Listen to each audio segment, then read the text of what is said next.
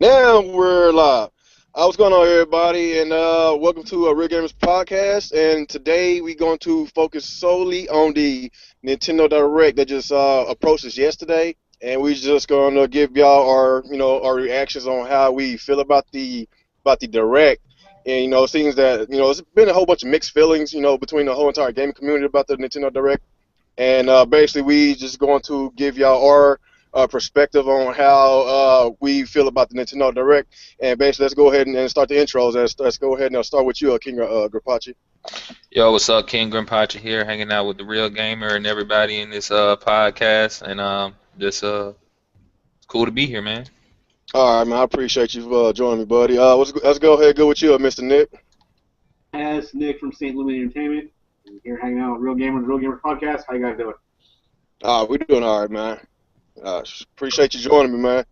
And let's go ahead and go to Terminator Juice. He is new to my podcast, and I appreciate you for joining me, buddy. Yeah, what's up? This is Terminator Juice. First time on the Real Gamer podcast, and excited to be here. So let's start talking about this direct because I haven't spoken on it yet. So this will be the first time.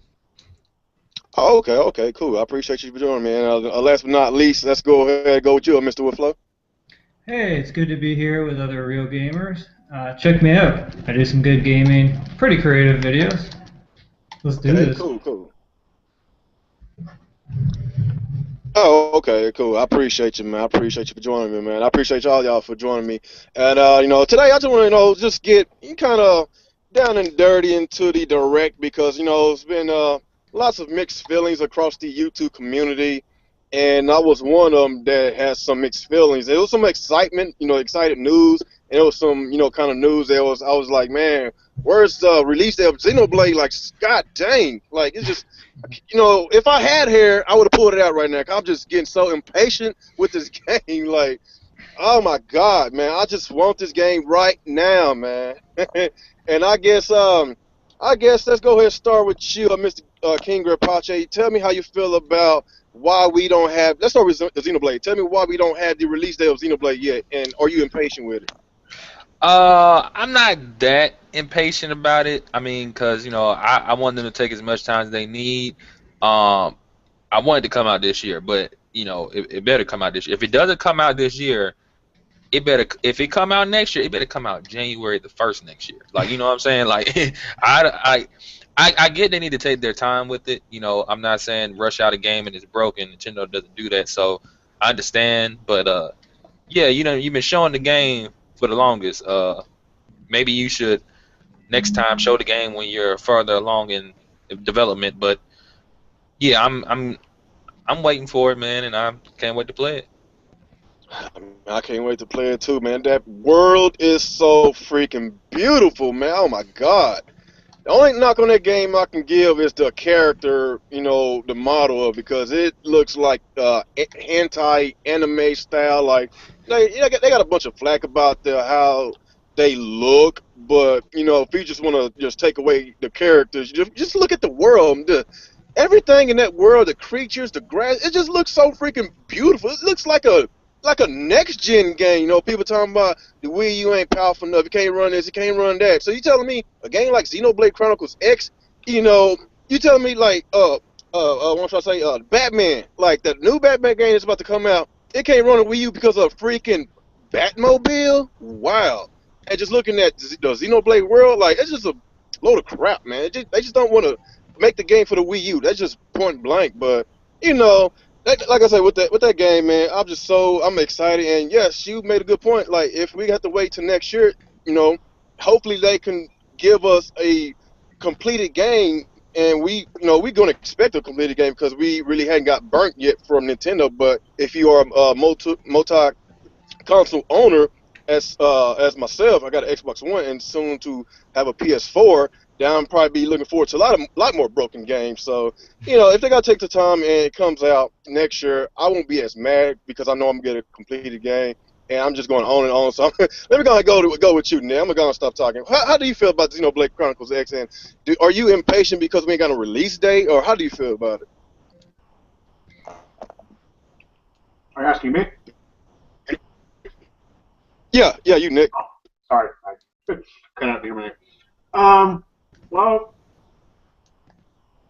sorry, excuse me. I'm not exactly surprised that they didn't announce the release date.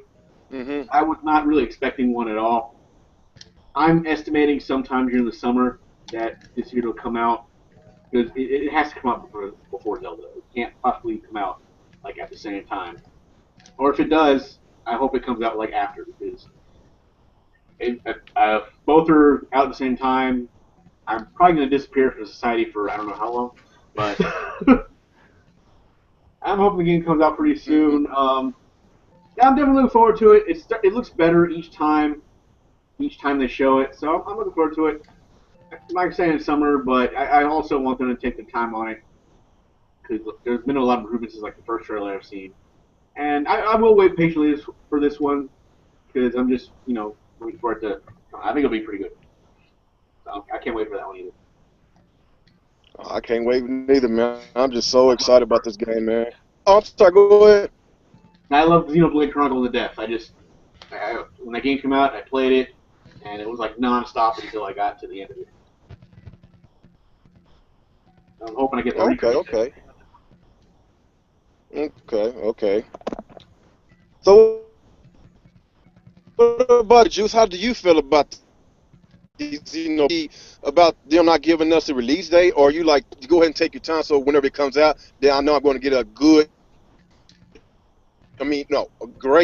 completed game. How do you feel about it? I'm not mad that they didn't give us a release date in this direct.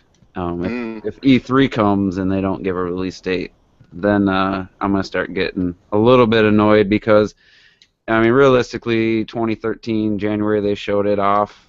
They showed it way before they wanted to, but the Wii U was struggling so bad they didn't have any games, really on the horizon.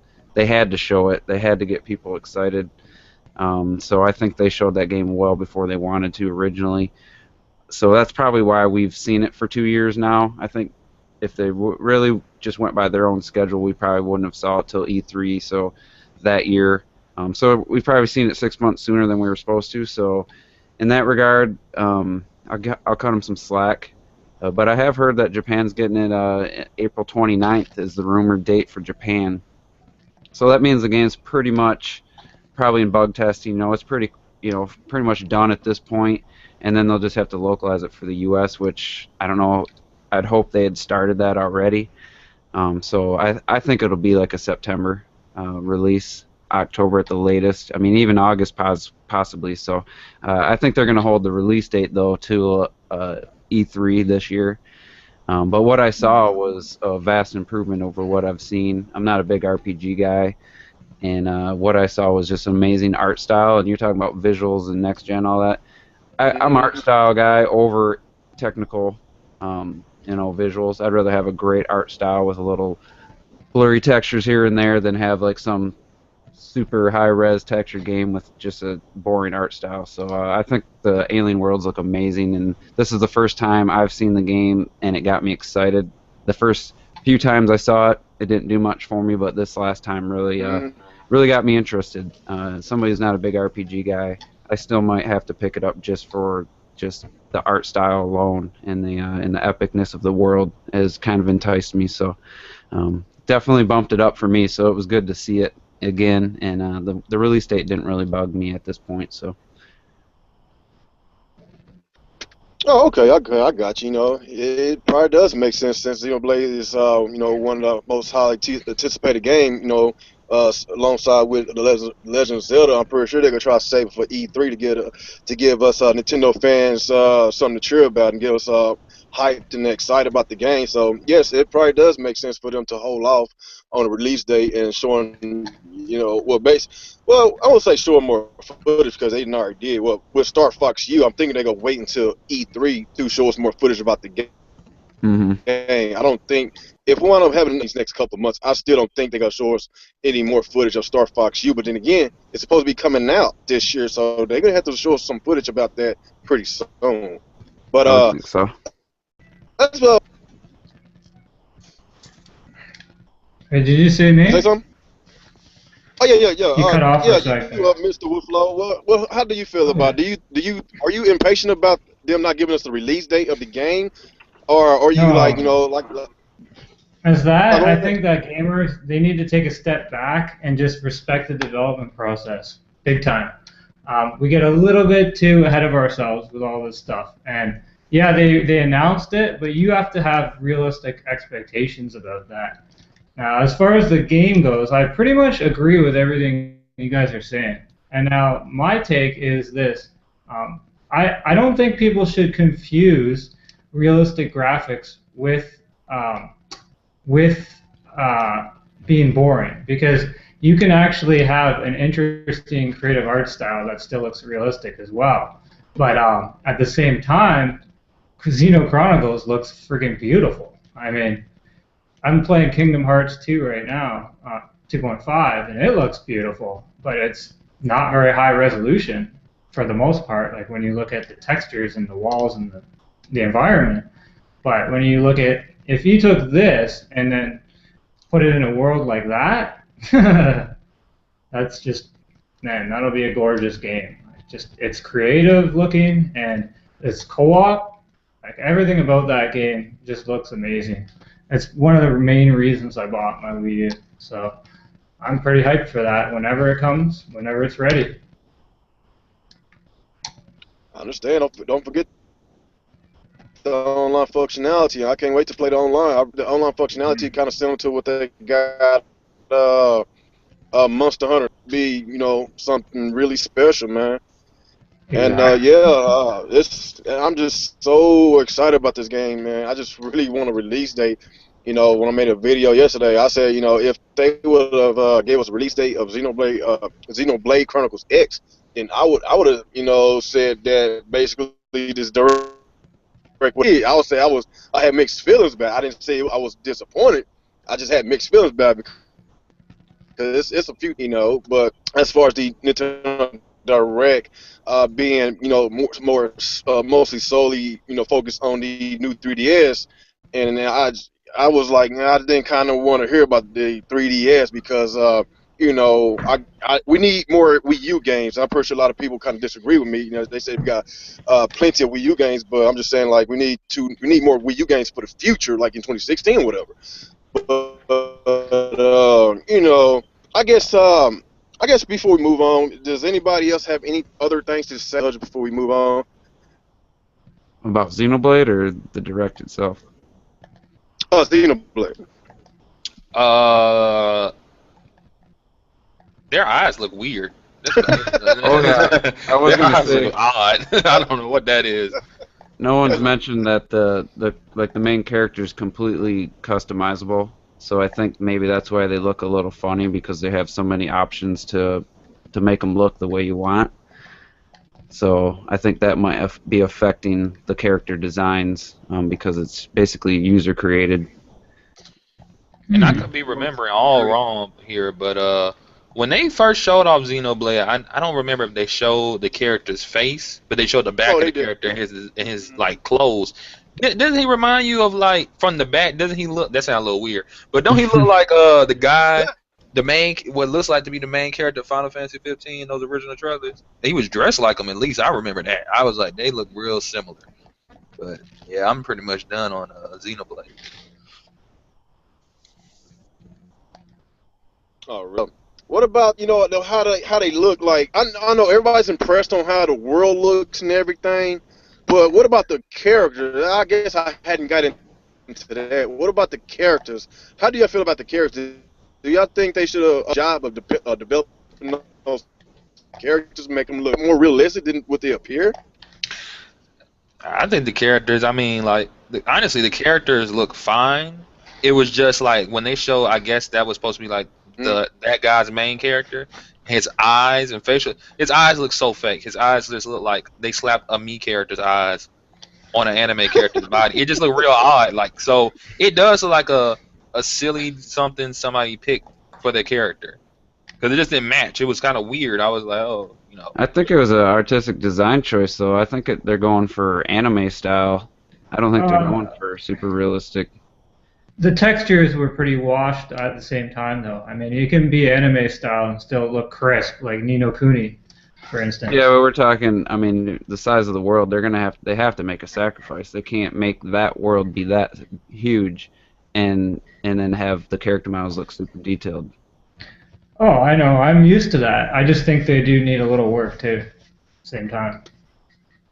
I But play a lot of Yeah, JRPGs. if it's coming out in April 29th in Japan, I think the character designs are set in stone at this point, I would think. But like I said, they're like the main character's completely customizable, like the face and everything. So that might be affecting it too, because they wanted to have that option to be able to make the character look how you want, like the face and everything, eyes. I think hair color. I think you can all change.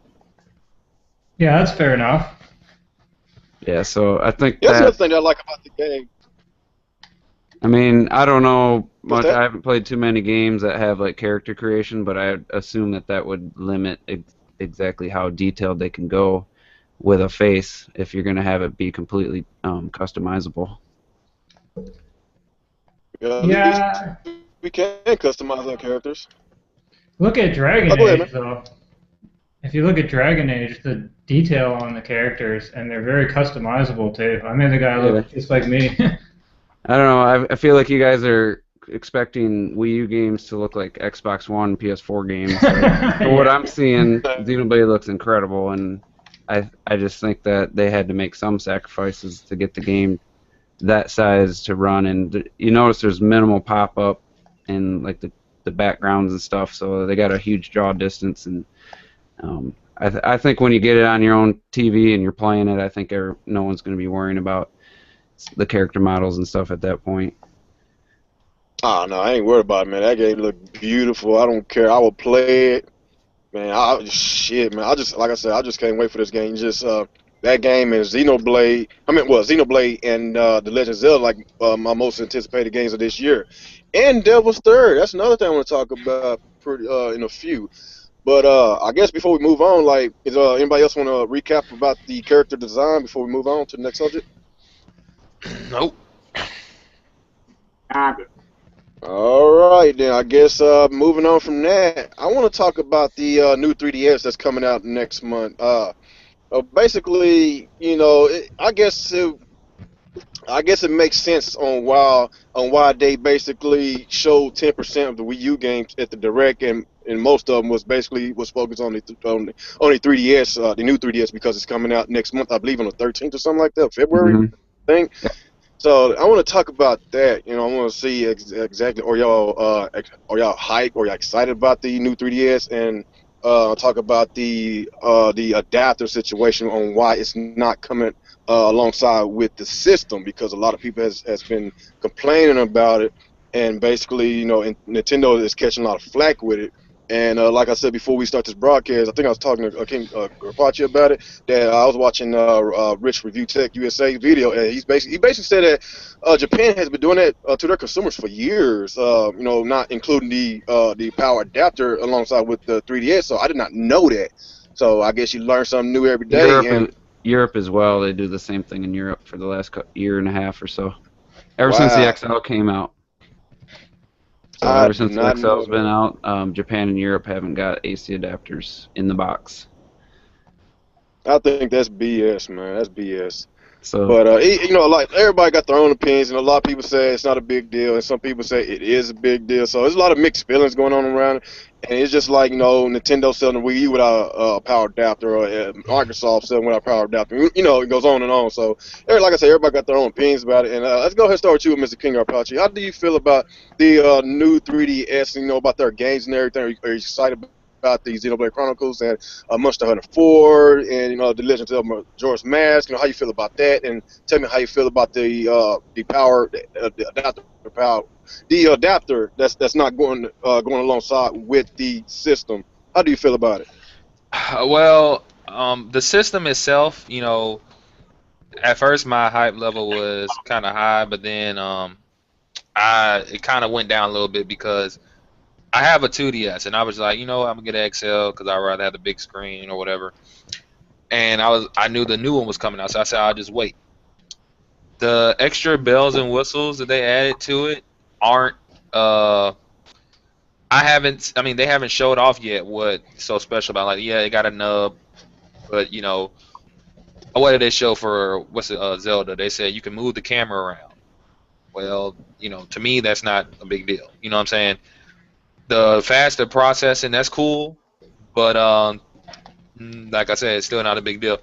I mean, the system itself, like I said, it's probably it's going to be the equivalent to the DSi, at least for me.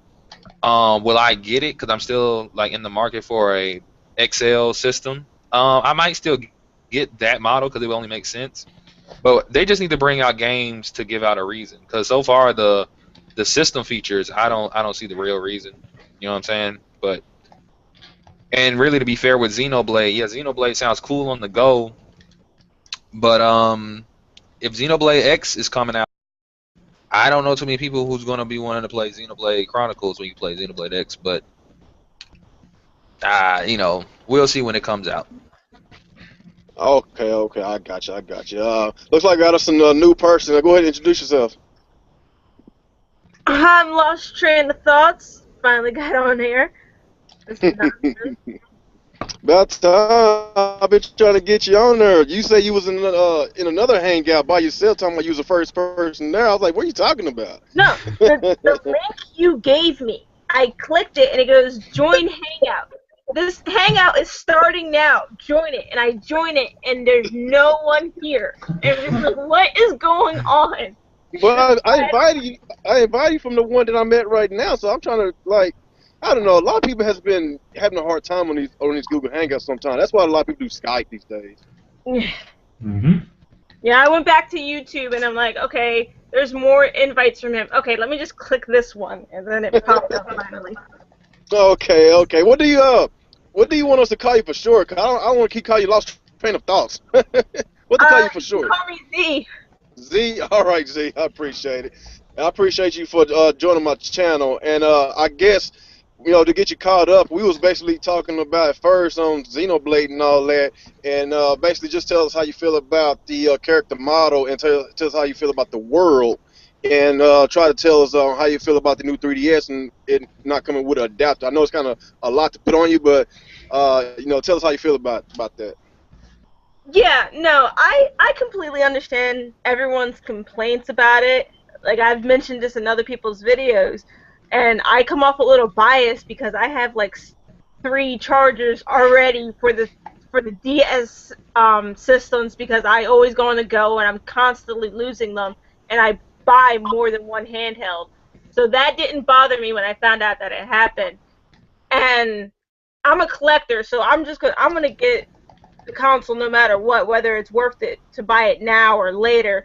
But when it comes to limited editions coming out, I gotta get the limited editions. I am a sucker for those things.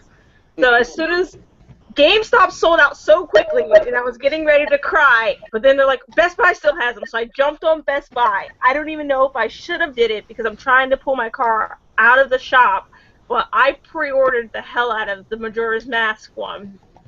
And as far as Xenoblade goes, I have the Wii version. So it coming out exclusively for the new one, even if I wasn't planning on getting the new 3DS, it wouldn't bother me because I have the original. And with the Wii U doing this virtual console thing, I can kind of see them putting it on there as well. Oh, okay. But what about the Did I get you caught up on everything? Yeah, we were talking about Xenoblade Chronicles X too, the Wii U version. Yeah. What about the Wii U version of Xenoblade Chronicles X? Like, how do you feel about how beautiful the world is? And a lot of people have been complaining on how the art style, the characters, and a lot of people anti-anime looking, and a lot of people complaining about that. But I'm not complaining. I think it's just beautiful. I just want to get your thoughts about it. I do. I think the game looks amazing. I know the art style is different from, I'm guessing, what a lot of people expected. I mean, you're comparing the Xenoblade Chronicle X art styles, and if you're only comparing them to what Nintendo has, you got Bayonetta 2, which is probably the most beautiful game on the Wii U right now. So if you got art styles at Bayonetta 2, and then you're looking at Xenoblade Chronicles X, I can understand why people say it's not that great. And then if you own multiple consoles, you could be comparing it to a whole massive amount of realistic looking games. But I own all the Xeno series games as well. So this is their style. And it looks beautiful on the Wii U, so I'm not going to complain about it. I'm going to get it anyway. Of course, man. I'm not complaining either.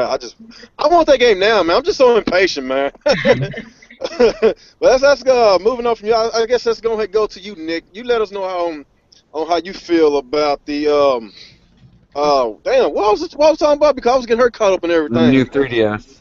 Okay, how do you feel about the new 3DS and with the games that's coming out and with the power adapter not being included? Just give us your thoughts about it. Well, as far as the power adapter goes, as long as my original one works with it, I'm okay with that because I still have my original one. Fine.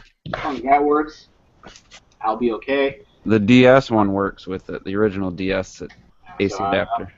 Probably alright then. As far as the games come out, the only two I'm looking forward to coming out for 3DS right now is Project Steam and the new Fire Emblem game. I'm gonna try that. That was pretty good too. So I'm looking forward to those two, and whether or not I'll get the new 3DS XL or not, I'm contemplating it because I've wanted to get an XL for a while, and I was actually going to get one earlier, but then they announced a new one, so I figured I'd wait, just like a bunch of other people are doing. So I'm going to see, if the budget allows for it. I might be picking one up, hopefully, in the next couple of months. Oh, okay, I got you. On that one, I mean, Majora's Mask 3DS, I don't know. I liked Majora's Mask, but I could never play it again because of that damn water temple. We'll see about that, but I'm definitely looking forward to those two games, and if I do get a 3DS XL, I'm definitely need those two games on mission for it. Oh, okay. What about you, Mr. Terminator Juice? How do you feel about the new 3DS that's about to approach us next month, and with it not being, included with a power adapter in there? Of course, are you excited about the games that's coming to, with it, with the new Xeno? Well, I won't say new. It's an old Xenoblade, and of course the Majora's Mask game, man. The Project Steam, not Project Steam, Codename Steam. Yeah. It's kind of interesting because I've never been a huge handheld fan. I do have 3DS XL, mostly for 3D Land and Link Between Worlds. So those are my style games. And I just wanted to say, first, we were talking about the Direct as a whole. It was a quality Direct. I know some people are bitching and stuff. Hardly any of the games actually appeal to me personally, but I can appreciate that to the people that like RPGs and puzzle games and stuff. It was a solid Direct, but for me personally, there's not a single 3DS game announced that I'm excited for. That being said, I'm like Z, and I got on Best Buy and I pre-ordered the Majora's Mask new 3DS as a Zelda fan, and to King. I don't know if you've played Smash Brothers on your 2DS, but if you've seen, it's like 2 minutes to boot that game up from off the system off to playing Smash is over 2 minutes. On the new 3DS, it's like 30 seconds. So that to me, you're on the go. You got a handheld. Like I played at lunch at work. Every minute counts. So just having that game just instantly available as opposed to waiting, and the download times is like. They did a game comparison, downloaded the same size file, and on the old 3DS it took like 4 minutes, and on the new 3DS it was like 45 seconds. So there's definitely some worthwhile improvements there. And the 3D, if you like 3D, the face tracking part, what I've heard is amazing, because that was one of my big complaints about Mario Kart 7 and Smash is you can't, with the 3D on, you constantly lose the 3D because you're moving the system around because you're getting into a battle or something, and you know how people are, you get tense and you don't have that screen centered and you lose the 3D. So the actual face tracking 3D to me is the biggest selling point. As far as the AC adapter goes, I'm not mad about it because if it was in there, then the system would be $210, so you're going to pay for it anyway. So I don't really know why people are complaining that much. If you have an adapter, like Z said, then you just saved yourself $10, because I don't think they would have put it in there and kept it at $200, because they're probably planning on selling tens of millions of these new 3DSs, and you times that by $10, that's how much money they wouldn't be making. You know, that's how much less money they'd be making. And you know, Nintendo is all about profits right now because of their bad year they had in 2013. So it's a little bit of greed, but it also doesn't affect me either. So I can't get that upset about it. And like I said, I got one pre-ordered, so obviously it didn't bug me that much. So that's my take. And you know, I think it's a worthy successor to the 3DS line. I think it's a way bigger improvement than the XL was over the original. And I wish it would have came sooner, though. That's really the only thing I can say negative about it. I wish it would have came last year or before Christmas. Would have been nice for the new 3DS for us in the U.S. Yeah, that's another topic I want to get to before we end this one. How do you feel about the new 3DS, about the approaches next month with Flow, and how do you feel about the adapter not coming alongside with it? Okay, as far as the adapter goes, I think that's just silly. Like, how much do those things cost on their own? $10. $10. Yeah, so the fact that people are going on about that just makes me laugh. Like, come on, man. Is that how first world we are right now? But anyways, you're not going to buy it because of $10? All right. So as far as 3DS goes, I'm not really interested because I'm not a handheld guy. Like, I've just never been into handhelds, really. Tried them, and I can't get that immersion that I get on the TV. So it's just not really my thing. I got way too many games as it is. So that's not really for me. The thing that bothers me a little bit, like if I were to get one, would be the screwdriver thing. Like, that's kind of weird, but. That's just on the small one, ain't it? Or is that on the XL too? I heard it's on the new one. You need a screwdriver to get at the SD. It's kind of weird. I was pretty sure. I'm not 100%, but I thought that was just the one with the faceplates, the smaller version. But I could be wrong. I don't know. Because the faceplates on the new one on the bottom, they have two little screws to get the faceplates off. I'm not sure that the XL has that problem. Okay. I'm actually going to look it up right now because I'm not 100%. I know it does come with a little. It comes with a little screwdriver, the regular one, I believe. I'm not sure on that though, but I'll look that up. Well, it's funny how it's funny how this whole power cord thing is even such a big thing in the news and stuff. Like, I don't know. Shouldn't we be talking about games or something? You know. You know, people always complain about something. You know, every time there's something just a little bit tad negative, just on the Nintendo side, you know, it's gonna blow up, dude. Y'all already know how it is, man. Hey, that's on any side, man. I hear it on Sony all the time. I wanted to point. I forgot to mention this when I was talking. The Vita came and didn't come with a memory card that was required to play the Vita, and those memory cards were $50 to $120. So. Oh yeah. Before because I kind of lagged out a little bit. I also want to touch on the screwdriver thing, and I didn't really get to touch on the battery thing. I do agree that the charger should be there. I mean, like, yeah, it's only $10, but yeah, like, all right, check this out. This is what it's a system. You need the charger, right? You know, a lot of people are comparing it. I've heard people say some good comparisons and some dumb ones. Like, all right, you know, I remember growing up as a kid, there were toys that needed batteries, and they say on the box, batteries are not included.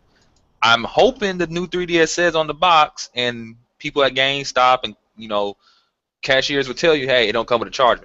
Oh, yeah. I hope they do that. I hope Nintendo tells people to tell people that, you know, because that's going to be annoying. You get home and you know, you're so excited to use it, and you're like, oh, it's dying. Where's my charger? Oh, there's no one in here. You know, so that's. I hope that doesn't. You know, I hope they get that straightened out. But the thing that, like, I'm just seeing a train wreck happen. Like, right now, you could trade in your 3DS XL or Vita or 2DS towards a new 3DS, right?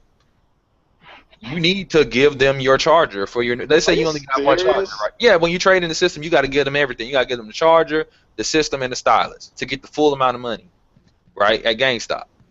Now, knowing how GameStop is, you think they're gonna tell you, hey man, you know, because some people, like, I remember when the XL came out, people came in that day with their original 3DS models, trading in stuff. You know, you think if someone comes in to, you know, pick up their console or whatever and trade it in, to do the little switch, because they'll let you sit there and transfer your data over. They'll let you do all that. You think they're going to really tell you, hey, man, you realize this don't come with a charger, right? You might need to pick up. They won't do that. So you're going to go home You gonna realize there ain't no charger. You gonna get mad. Like that's the thing. It's no charger in there, and I don't think they're gonna give us one. But they need to. I want it to be on the box, no charger included, because it's gonna be a train wreck. And the thing about the screwdriver and the memory card, me personally, I don't find it a big deal. I mean, I've had devices where I need a screwdriver to get to battery parts or memory parts. So I don't know. I don't feel any, like I don't carry micro SD cards with me when I walk around. So if I have my 3DS with me, I know I'm not gonna have 2 or 3 micro SD cards that I want to switch out on the fly because I'm gonna lose those things. So I don't personally see the big deal, and I don't know anybody that's walking around with micro SD cards in their pocket like, oh, I want to switch out my damn game, and no, I don't. Yeah, I just looked it up. Yeah, you do need, even for the XL, you do need. It's a one-time thing. The new 3DS has a Wi-Fi data backup to your PC, so you don't have to take the SD card out. You can wirelessly back up your save files if you have a Wi-Fi network to your PC. So that. Oh, that's nice. I didn't even know that. I don't know why people are. I mean, it's a one-time deal unless you just don't have a screwdriver. I guess that could be. But it comes in there. And the only reason you'd have to put a different one in is if you're going to put a bigger one in. Like the 4 gig one it comes with is already in there, so you wouldn't have to change it unless you want to upgrade to a bigger size. So you know that's another point a lot of people aren't bringing up. You don't have to get in there. It's just if you want to put a bigger one in there. Okay, I didn't know that. Yeah. Yeah, it comes installed inside. So. So yeah. Oh, okay, I got you. And like, I guess we. Oh, go ahead. I'm sorry. I was just gonna say, like, I'm gonna upgrade to a 32 gig right away, so I'll have to unscrew it before I even like turn the system on. I'm gonna put a 32 gig in there. But for anyone else, you might never have to ever do it. If you're just gonna stick with cartridge games and not download a bunch of stuff, you'll be fine. You never have to take the screwdriver and take that apart.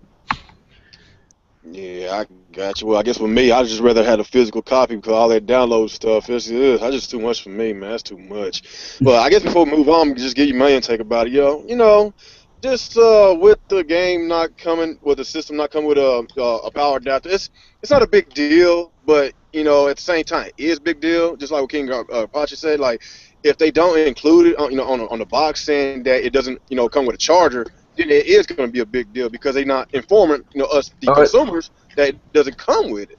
So, it says it on the box. I'm looking at the official art right now. It says AC adapter not included at the bottom. Okay, that's fine. That's fine. Like I noticed, like it says in big circles, Amiibo support, blah blah. Yeah, it's in small. There's a red line at the bottom. The text is fairly small. That's that fine print. I wanted to be a big ass bold print with Mario next to it, jumping on the Goomba. Hey, you don't have a charger. Hey, I agree. I agree, man. That would be nice. It's just like this. I want Sony from now on, when they sell Vitas, to say our memory cards are overpriced on the box. That's what I want right there. I agree. I'm playing my Vita right now, and I have no space. And my 16 gigabyte card cost me what, $40? Yeah. That was probably after the price drop. I paid $20 for an 8 gigabyte, man. When I had it, but I gave it away about 6 months ago because no games. The only thing I did was download a whole bunch of PS1 games, but I was like, man, fuck that, man. I'm just like, damn, I was just mad. Like, I believe I paid $250 for the, I had the Wi-Fi. So I was mad that I paid that much money for really no games, to be honest. But, I guess with the whole, 3DS situation, man, it's just, I don't have a problem with it, but as long as they, like I say, they went ahead and included on the box that doesn't come with a charger, I don't have a problem. But it's going to be a whole bunch of soccer moms out there, people that don't know anything about gaming, going to still assume that it doesn't come with a charger. They're probably not going to read the box. All they're going to see is Nintendo and see a system where they're not going to, basically read the prime print. So I'm pretty sure a lot of them still going to get confused and still buy the system. And once they go home and open it up, they're going to realize there's no charger. I'm just being real. Yeah. See, that's what gets me. I worked in customer service for so long, and it's just the amount of ignorance people have when it comes to just simply reading something is astounding. And so many people go, well, customers are noobs, and we shouldn't support that kind of illiteracy. Know what you're buying before you buy it, so then you don't have no complaints. But they also need to inform the employees, because I remember when X and Y came out, and that's actually when I picked up my Vita, when X and Y came out.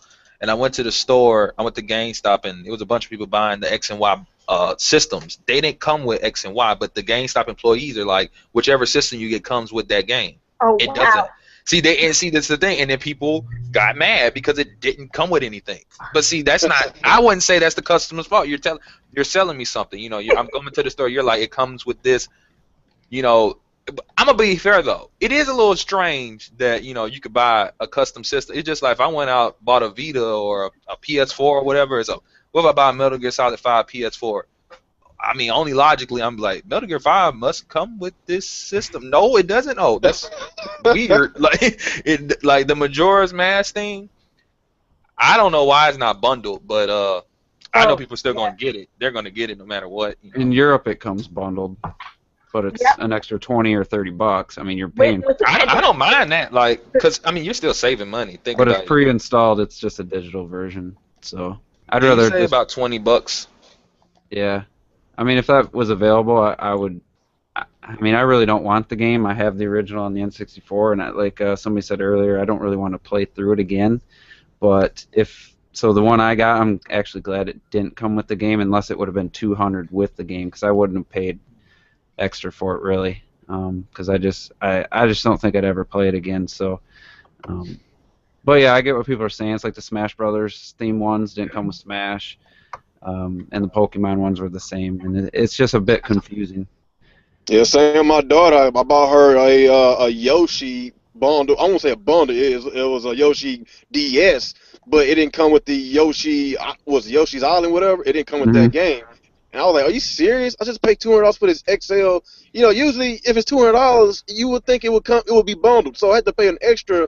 At that time, I paid an extra $35, $40, however how much that game cost.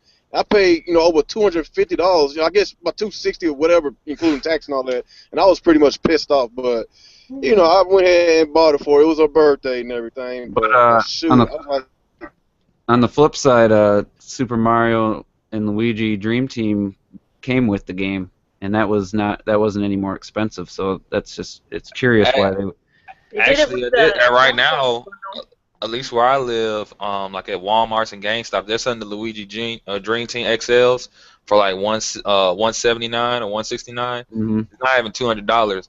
I don't know why those are so cheap, because Luigi's Dream Team, that's a pretty good game. I guess, to be honest, that system does look a little funky. Like I like the silver. I just didn't like the little design. The little drawing that they just put on there real quick.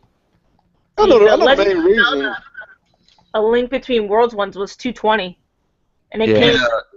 That was a $220. I think the Monster Hunter one for new 3DS is $220, right? $230. Probably it's $230. Yeah. I just think the main reason why they basically hadn't put the game along with the bundles, because 3DS sell like hotcakes, am I right? But with the Wii U, it's like all of them bundles, because the Wii U is struggling. So they trying their best to give us the maximize the value of that system, trying to give us two games. Like I believe was it Nintendo Land and 3D World bundle, whatever. So it seems like every bundle has like at least two games. So I think I see why they trying to they already know that the 3DS is selling hotcakes, so they don't really need to trying to give out free games, because it's selling hotcakes. Why should they do that? You don't see Sony. You don't see the PS4 coming with games for $400. I mean, there is one coming out, The Last of Us. I think some places have it. You get The Last of Us if you buy a PS4, but they don't actually have games bundled in for $400. Destiny was like $460 with Destiny. I mean, it's not like anyone else is bundling games in. So, I know that it sucks that Nintendo start acting like the competition, but no one's really complaining that the PS4 doesn't come with games for $400. Because they selling hotcakes. Why should they do it? Yeah, They're not exactly. That's why. But what I'm Xbox surprised One about with the PS4 is that to this day PS4 still come with the. It's not a lot, but it's like normally they only do this with first time buyers, it comes still with the 30-day trial, the plus, the $10, and I think Music Unlimited. I'll throw that in the garbage. I don't want Music Unlimited. But I mean, I'm surprised that they still give you that. That is kind of cool that they still give you that even to this day. So you at least you come out with like $10. I don't know what you're buying for $10 on the PlayStation Store, but I mean, you buy the PlayStation 1, you could probably buy a PlayStation 1 game, but hey, Probably to soften the blow of the $50 PlayStation Plus subscription that you'll have to get. I don't know if I could do that, man. It's kind of a lot of money. Yeah, that's one of those. Anyway, hidden costs. guys, I guess let's go ahead and move on to the next. I guess we kind of got a little carried away. No, we still gonna talk about the 3DS. I want to talk about why did Nintendo choose to bring out the new 3DS, after the holidays? Don't you think that was kind of a bitch move for them to do that? For them to grab all that money from the old 3DS, and all of a sudden, a few weeks after the holidays, they want to give us a release date of the new 3DS. How do you feel about that, Kringer Pachi? Do you think that was a punk move by Nintendo? Business wise, it was it could go both ways. It could be smart or it could be dumb. I mean, they've done this plenty of times before in the past. I mean, when I was I don't like, to be fair, because I was too young. I don't know what was going on in the gaming world at the time, but I remember buying a Game Boy Advance, and then like 2 days later, I saw a commercial for the SP on TV. So, and that's happened a bunch of times. Like I bought a DS Lite. I didn't have the original DS. Not too long after that, the the DSi came out, and I'm like, well, so this is just something Nintendo does.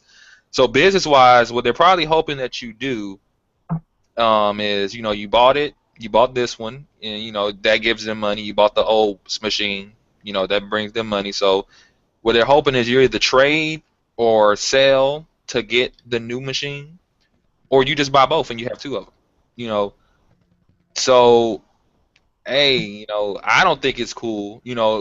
Obviously I don't feel it's morally cool, but hey, from a business standpoint, hey, I guess they got to do what they got to do. I don't know. I don't think it's cool though, personally. I understand. What about you, Miss Z? I think they did it to give the Wii U more sales. Like, it was released in Japan earlier than we got it. But Wii U is still struggling over here specifically.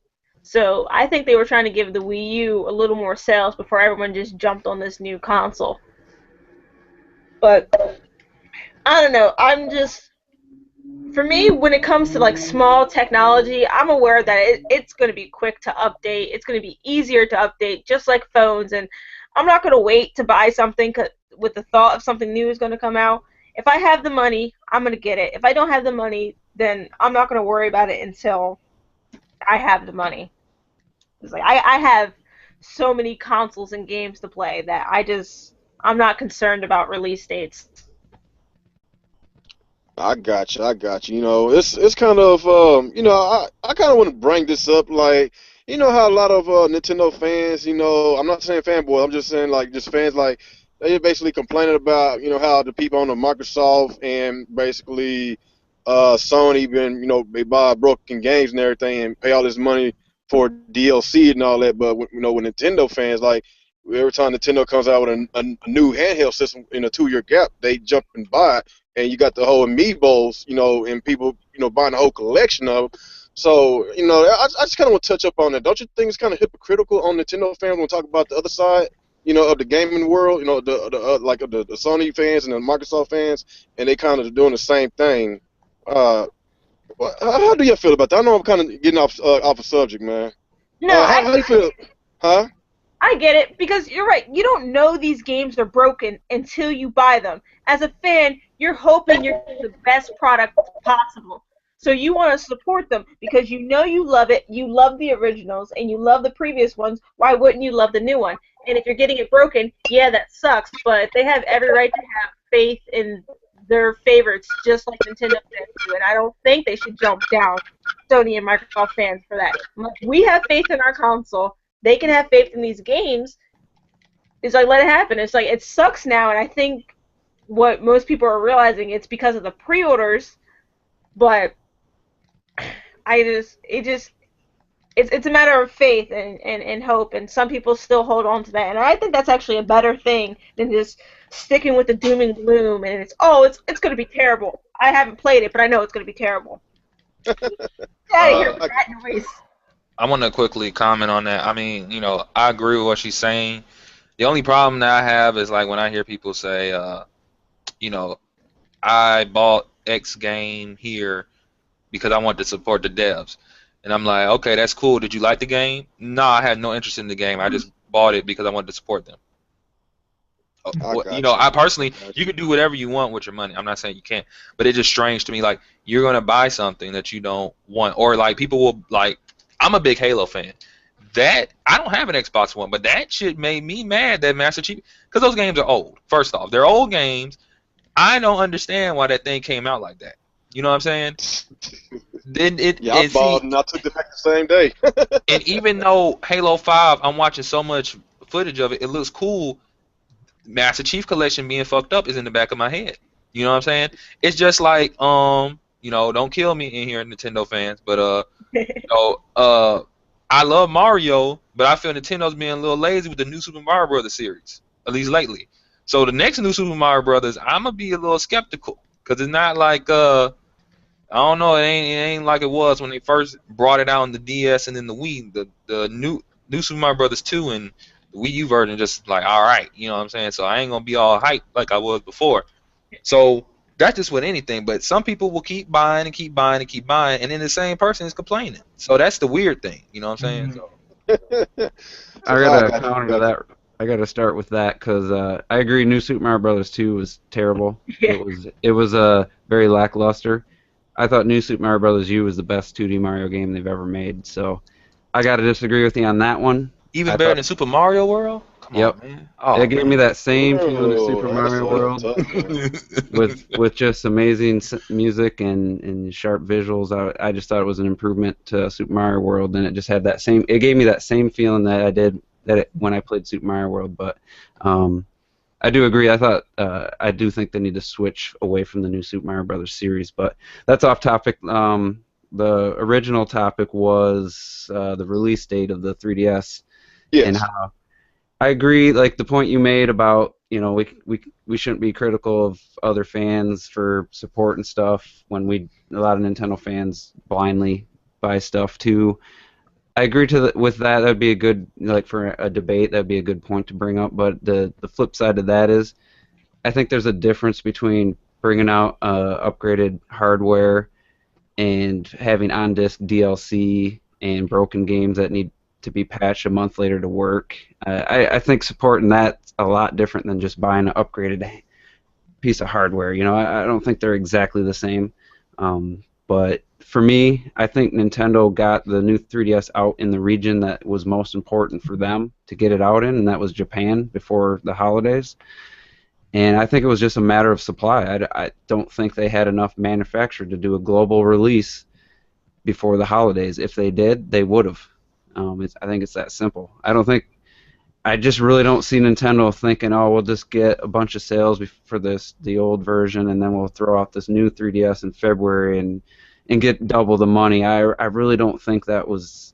I don't see them doing that. They've never been that greedy before. I just think it was a matter of they didn't have enough produced because as soon as they announced it in Japan, it pretty much came out, and I think it was a kind of a thing that they just threw together. Like, I don't think they planned it as far in advance as they needed to have it out, you know, before Christmas. So I don't think they had ulterior motives or anything. I think that's just the timing of it, and I guarantee you that they would have got it out before Christmas if they had enough to fill supply or demand.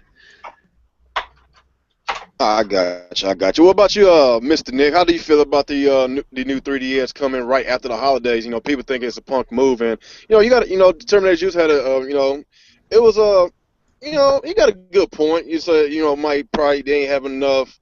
It probably wasn't enough of them to give out because it was gonna do really well in Japan, and it did.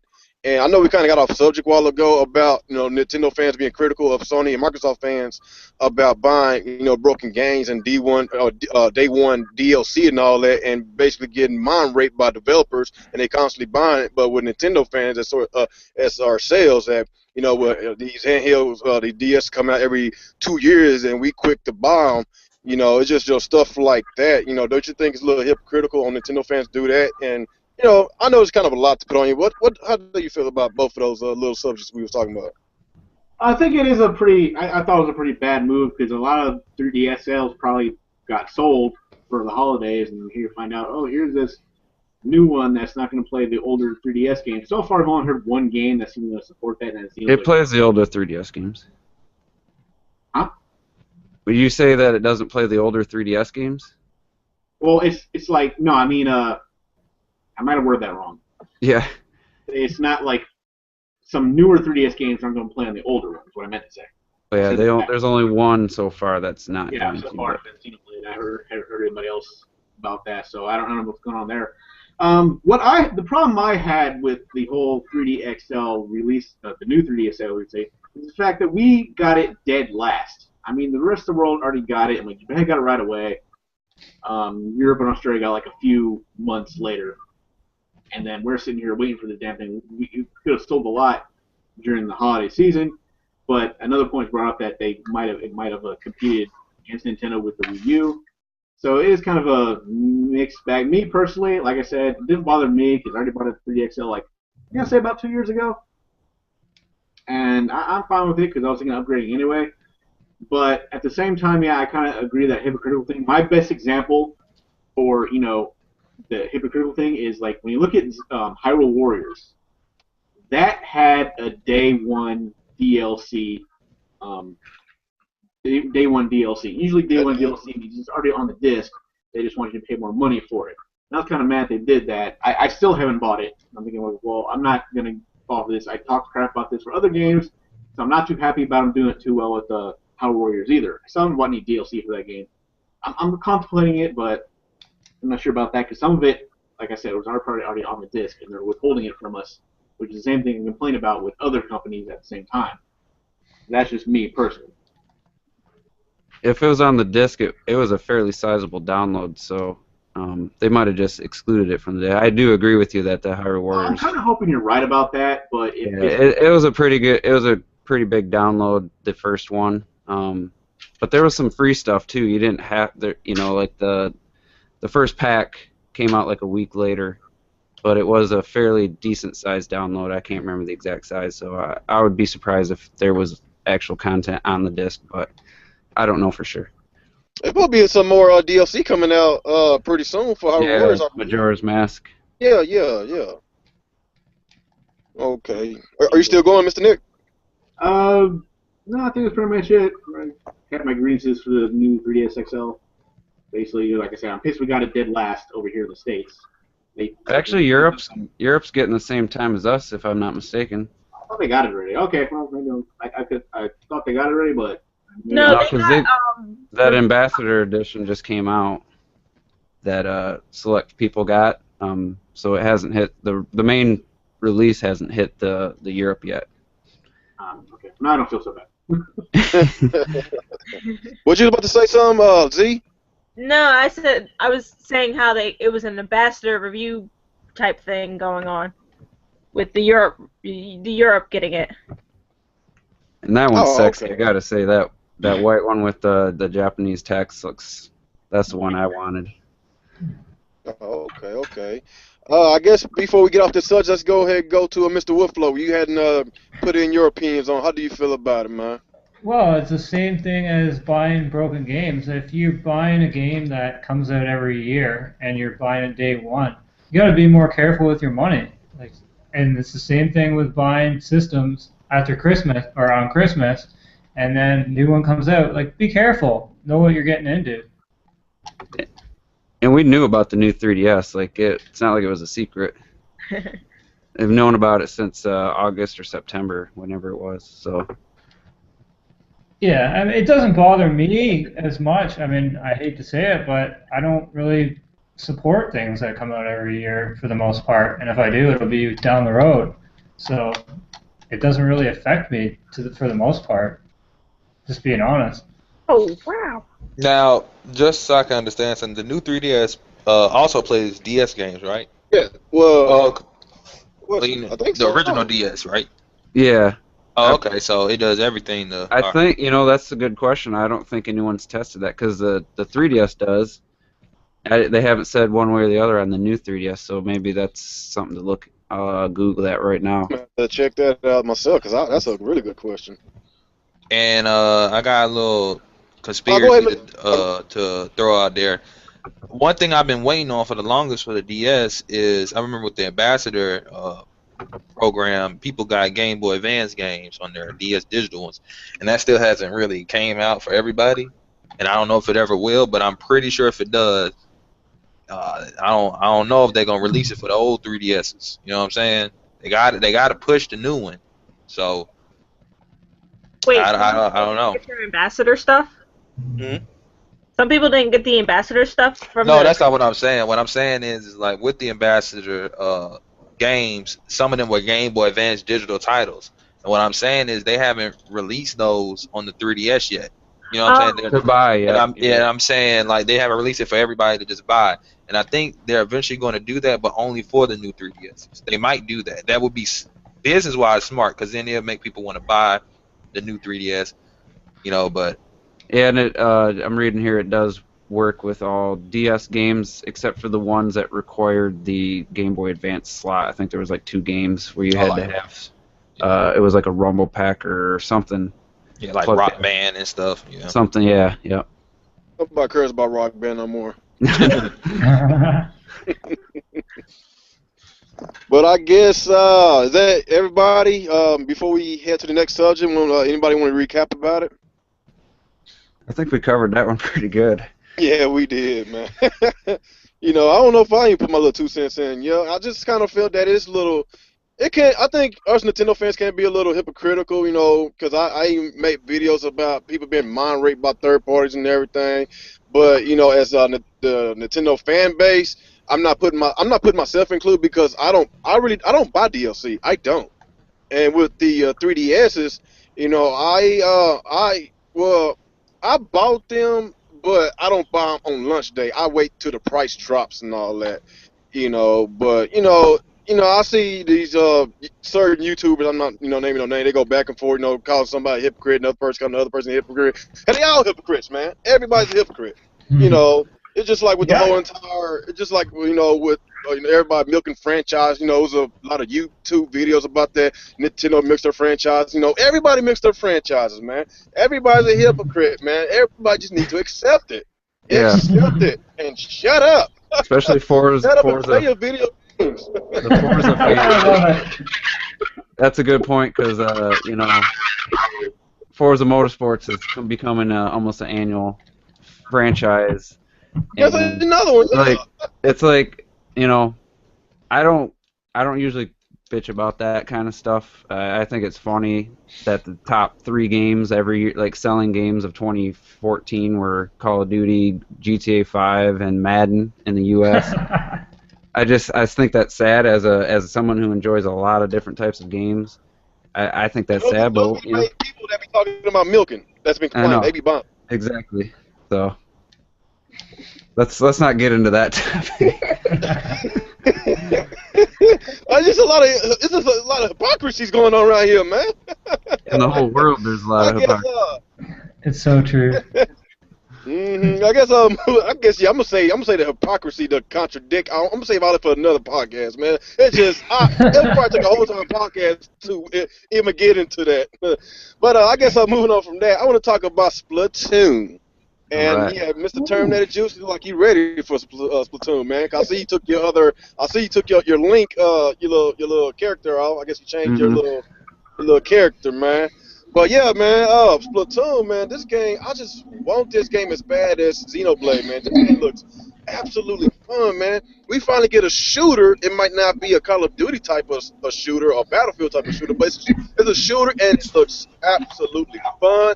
You get to turn to squids and stuff. You get to hide and you can stealth mode and get behind your enemy and just splat them with paint, man. It looks fun, man. And then, you know, they got the 4-on-4 O-line multiplayer mode, and it looks, man, I just want this game so bad. And they got the single player mode because a lot of people for the longest has been complaining, saying that there's no single player mode. Is this game just online only? And no, it's not. Nintendo proved to us that it's a online campaign, it's a single player campaign, and they gave us more footage about the game yesterday. And you get to customize your weapons, you get to buy other stuff, and it's so much stuff into this game. I'm just so excited about this game. And Mr. King Grepachi, let me know how you feel about it. Splatoon, man, it's looking good. It's looking real good. It looks like an interesting take on multiplayer, kind of like they took, you know, I don't know if y'all remember this game called The Blob. You rode around as this, I don't know what he was. It was a ball of paint. you colored the world, you know. So it's like that, but they took that with the multiplayer. You can jump into the paint. I mean, it looks good. I mean, I know what people are going to say. We want voice chat. We want, you know, look, I want voice chat, but I'm kind of a realist. Look, we didn't get voice chat. Well, we got voice chat with Mario Kart, but not what people thought. I highly doubt we'll get it with this game. I want it, but I'm not, you know, I'm not too, I don't think it's going to happen, basically, you know. But if it does, that'd be great, you know, but I don't know about the voice chat thing. I mean, the only thing that I could see to go wrong with Splatoon is if y'all don't get online. You got to get online and play it. That's it. You got to get online and play it. I doubt if Nintendo would do anything weird, like start doing some microtransactions. I doubt they'll do that. So as long as people play it and the community's there, you know, and people play the game, it should be a success. That was well said, man. Y'all must have been reading my mind because I just now looked at y'all comments talking about Splatoon coming up. I just now looked at that, man. I guess we all think alike, man. What about you, Miss Z? How do you feel about Splatoon? Are you excited? Oh my God, yes. That is my top anticipated game of this year. If I can get one game this year, it will be Splatoon. I'm not a fan of shooters, but this just doesn't look like any old shooter. It looks like just a party. I play Call of Duty with my friends all the time, and we just go around goofing off. And this whole game is specifically designed for that. This is for you to go out, have an immense amount of fun with your friends against other people. I am so tempted to get my my girlfriends who I play COD with a Wii U for each of them with Splatoon, just so we can play this. And voice chat is important to us, but I think if we can avoid, you know, the trolls, that will probably be better. It's like it's not a deciding factor for me. I'm getting this game regardless, but I think it would really benefit if it added that in. And I love all the customizations you can do with this game. That was also amazing. I just found it funny how so many people were complaining about Nintendo not really utilizing online since so many people play online. In the first game, they go, "Hey, look, multiplayer online." They go, "Well, where's the single player?" Like, what are you doing? That was a good point. Yeah. I'm Are you so still excited. going, Miss Z? Yep, no, that's about it. I'm just super excited for this game. Oh, okay. Yeah, you sound like you super excited. Hey, I'm ready, man. I'm ready. But what about you, Mr. Nick? Are you excited? Are you excited? Like, hey, I'm like me. Are you excited? I can't say I'm all that excited for the game. I mean, it's really good, but the problem is, it's going to be Just fall to the 40, man. It's a game. I'm not sure I'm going to have a lot of time to actually go online and play this game. Or, you know, I'm usually not online at the same time any of my friends list are. So it's just kind of hard for me to play that game. I mean, unless I just go into a random room, which I hope you can actually do, which that'll help me a bit if you're able to do that. So I'm going to keep my eye on this game. I don't think I'm going to get it right away. I want to see how it looks because there's a lot of games that I wouldn't plan on picking up. But, you know, a lot of people said a lot of good things about it, so I finally, you know, I tried it myself and did like it. So I'm going to keep my eye on it. I'm not going to get it right away. I'm going to see how it looks and how other people think about it. And if I see enough interest in it, I'll probably pick it up. Okay, that's what's up. What about you, Mr. Terminator Juice? How do you feel about it? I mean, simple answer, highlight of the Direct by far for me. A lot of people liked X. Splatoon for me was just, that was the just blew me away. The rest of the direct meant nothing once I saw Splatoon. Yeah. I think it's going to be fun. I did enjoy Call of Duty for a couple years. I do like playing with friends. That's what it's all about. I mean, that social aspect, it recaptured the GoldenEye days for me, playing 4-player split screen, everybody in the same room. So if they could have at least voice chat amongst the team, the 4 people on the team could be talking, I would just be ecstatic. Do I think it's going to be there? I'm 50-50 because at E3 last year they said they were testing it both ways. They weren't dead set on voice chat, but they had to make sure it wouldn't affect the game. So like the online, the lag and stuff, but Call of Duty Black Ops 2 ran pretty well with voice chat on the Wii U. So like King said, it's all about the community. This will be a good game. I guarantee you the game itself will be good and be lots of content and be fun to play. But if the community's not there online, tens, 50, 100,000 people, on the weekends playing this game, then it's going to be a little bit disappointing because it's on us to make this game a success. And like I said, I think they're going to make a great game, and it's on us to make it a great community. But the game itself, I'm just super excited for it. I love the character design, like the whole art style, that kind of 90s Nickelodeon, but a little bit more sassy than that. Because as a childhoods. Yeah, someone who grew up in the I was going to school in the 90s, graduated in 97, so the 90s are very dear to me, and the customization is great, and I just really like the squid, I forget what they call them now. I'm drawing a blank on what they call them. The Inklings. Billies. They're Inklings. Just the design of them, I think, is amazing. You don't need big muscular brute guys all the time. That's why I couldn't play Killzone, because it was just like Gears of War. You got these big muscly guys, and it's like it feels like the same old, and this just feels like something completely fresh. And unless you just really have an issue with playing as like a younger female character or something, if you have issues like that as a man, then that's the only way that you could enjoy this game, I think. Because the gameplay mechanics, I'll just point out one specific thing, and then we can go to the next person. But in the single player trailer they released a couple months ago, pay attention to a part where there's like purple ink, sprays it down on the floor, turns into a squid, goes through like a wire fence or something, some kind of mesh, and like pops up behind the opponent on the other side, like as they're turning the camera at the same time. So there's going to be some amazing gameplay. Once people get good with the game and the controls, there's going to be just some really crazy stuff going on, and it just looks so fun and fluid and fast. So I'm super excited for that. It's my second most anticipated after Zelda stuff. Okay, yeah. Hold on, right here. I got somebody else who want to join me in a minute. What about you, Mr. Whiffler? How do you feel about the Splatoon? Are you excited, like majority of us? Yeah, that game definitely looks like a bundle of joy, and it puts a smile on my face. I was watching some analysis on it, and it definitely looked like it has a lot to it. As far as strategy goes, I wish there was a little bit more as far as loadouts, but I still think there's a lot that can be done as far as strategy. As far as the community, that was a great point you just made.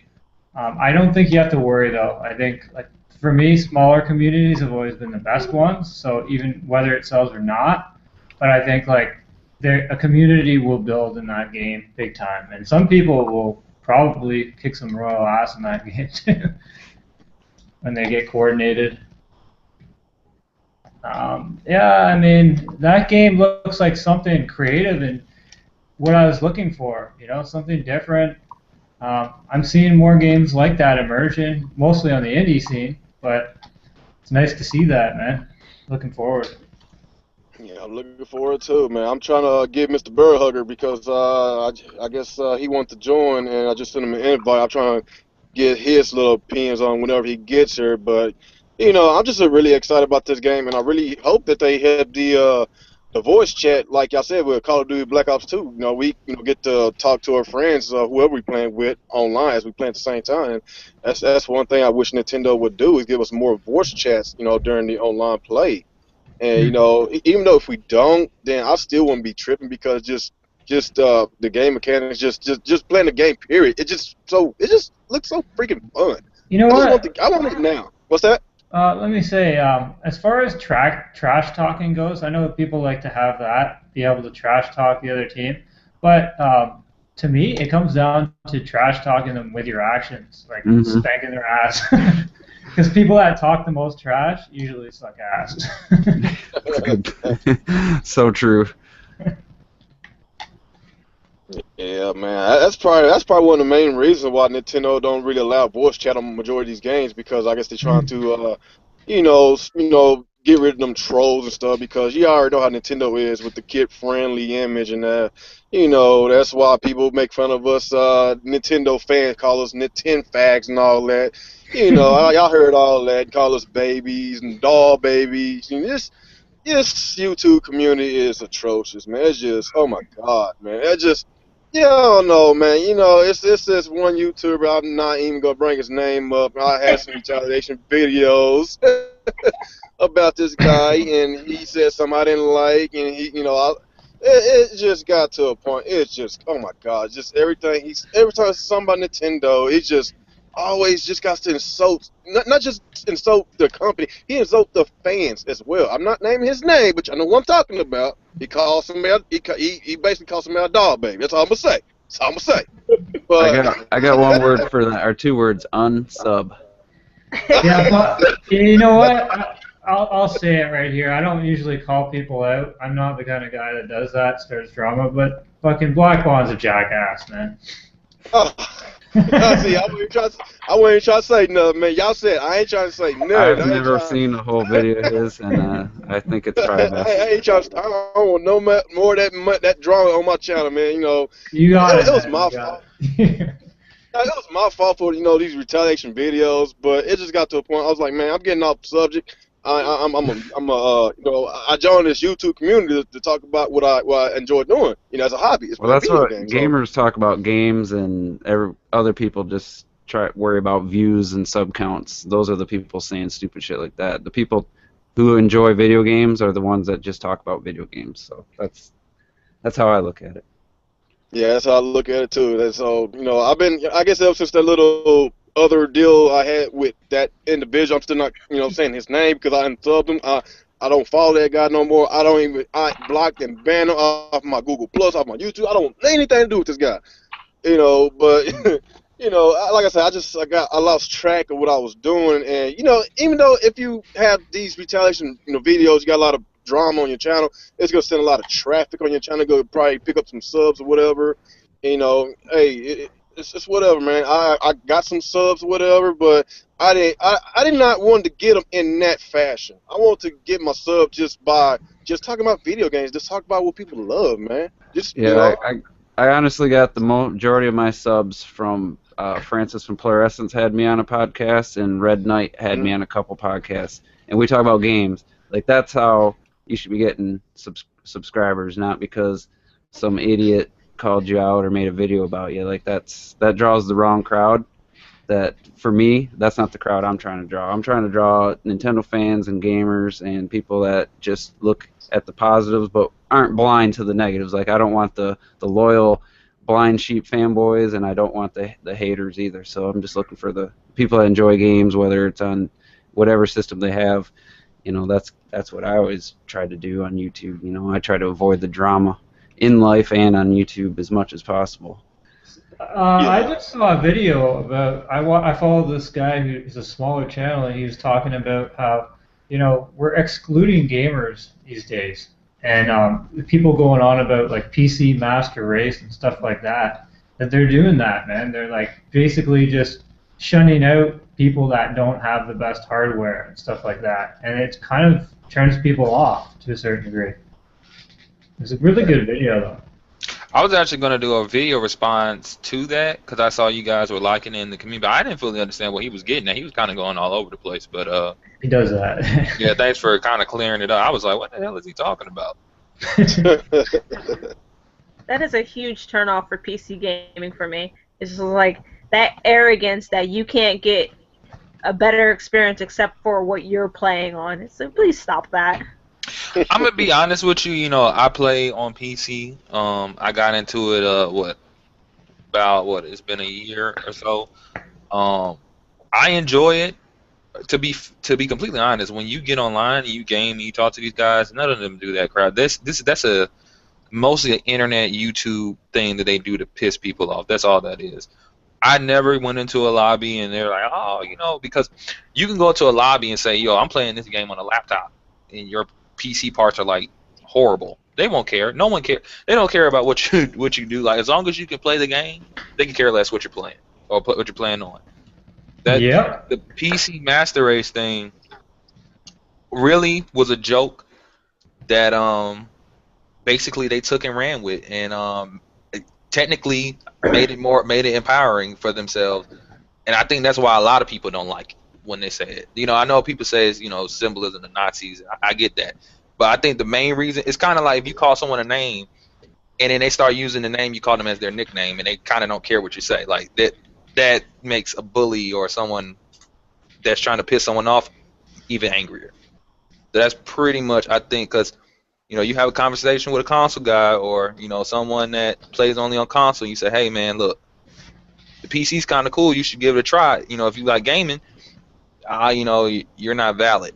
Then when someone says PC Master Race, then they want to cry, oh, you're trying to exclude me out. So it's kind of weird.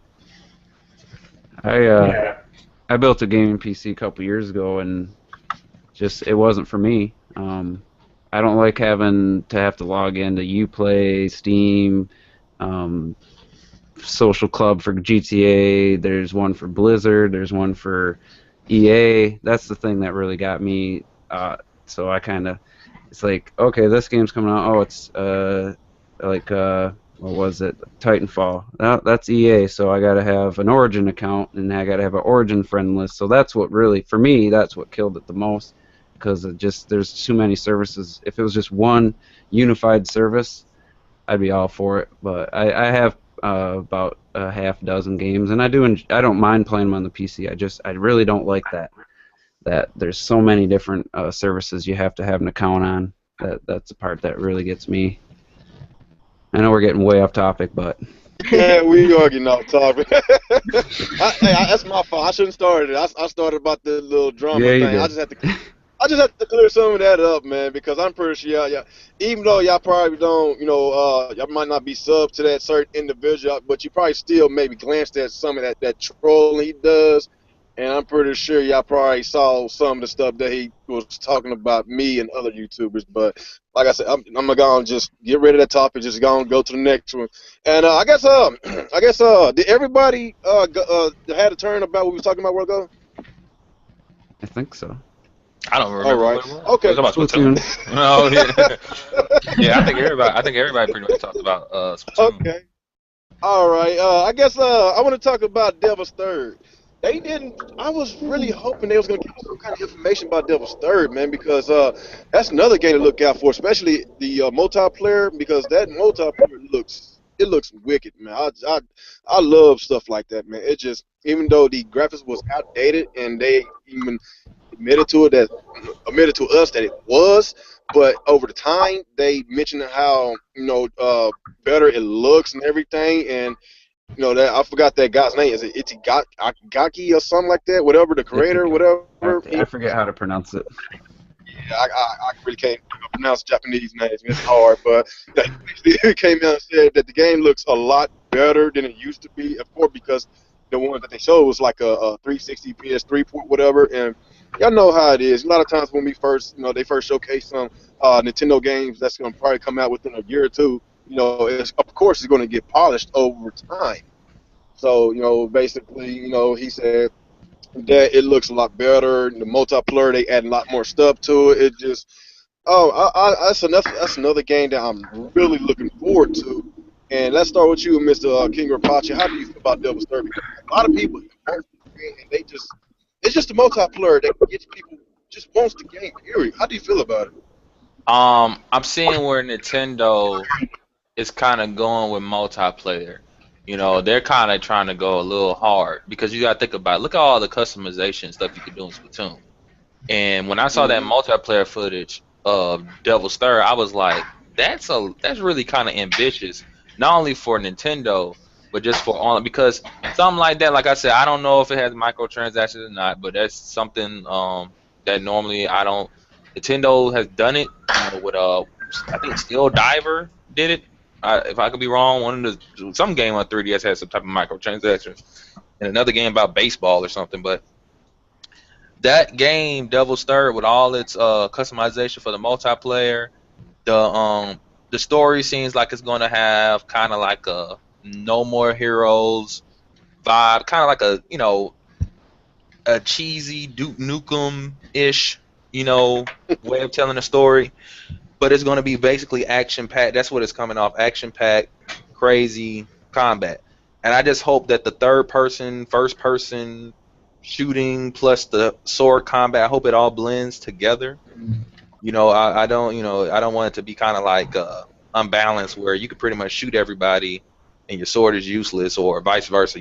Hope everything is pretty much balanced and the game is fun. They said it looks even better than what we saw last time, so hopefully we get to see footage of it soon. That's pretty much it. All right, how about you, Miss Z? You seem like you want to talk about how do you feel about it, and what do you want to see into that whenever they showcase the game? I just want to know what it's about. For me, it looks like a Ninja Gaiden game, and I just got into Ninja Gaiden, so I'm interested to try this. And it looked badass, and I hope one of these games is as badass as it looks, because then we can get more games like that, more mature games. I'm not going to say adult because that's not a thing. More mature games, and hopefully a deeper story, more customization.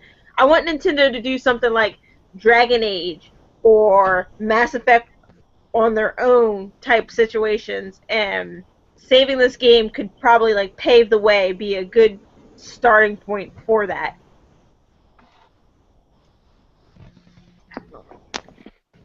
Oh, okay. Is that all you got, Miss Z? Yep, because I have nothing else about. I honestly know nothing else about that game. all right. What about you, Mr. Nick? How do you feel about the Devil's Third that we still? I guess they gonna wait till the E3 2015 to show us. So how do you feel about it? What do you want to see out of the game? I'm kind of convinced they're not going to tell us when this game's coming out. It's just going to drop one day, and they're not going to advertise it at all. I'm going to find out by one day by randomly going on the eShop, get there, and I'm like, oh shit, well I better go find it. Wow. And I'm probably going to stores to look for it, and it's not going to be in stores. I'm probably going to end up buying this damn thing off of Amazon just so I can get a hold of it. That's where I see them going with this. Wireless. They're not going to tell you it's even out. He's gonna come across it one day and be like, "Oh shit, that game's out." I better pick. I've done that. That's happened to me before. There are plenty of Wii games back in the day I was looking forward to, and they never told me it was coming out. And then I see it in the store one day, like, "Oh shit, well there it is. I guess I'll buy it now." I think this is gonna drop, and they're not even gonna tell anybody. You have to be surprised by the fact that it's even in stores. So I know it's gonna come out next week, and they didn't tell us yet. So they ain't give us no reason to get hyped about that game. Is that what you're saying? It's oh, here it is. We'll be out eventually. We'll figure it out. I've seen that happen before. They're giving us the wonderful 101 treatment. Yeah. So basically, you saying they're gonna give us the wonderful 101 treatment, no advertising, and basically they're gonna put it out right next to a big blockbuster game like Grand Theft Auto or something, put it out at the same time Call of Duty come out. More or less. Hey, I bought Wonderful 101 and Grand Theft Auto 5 at the same time. So I was like, shit, I'm getting both.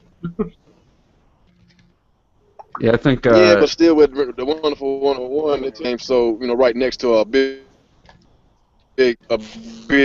juggernaut. So yeah, man. I could see Nintendo right now. Devil's Third coming out June 6th. Uncharted 4 coming out June 7th. Oh, wow.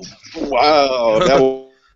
would be kind of messed up. What would be smart? All right, what about you, Mr. Terminator? Huh? First, I want to say like Go ahead. when the direct started, it said E to M, like the rating.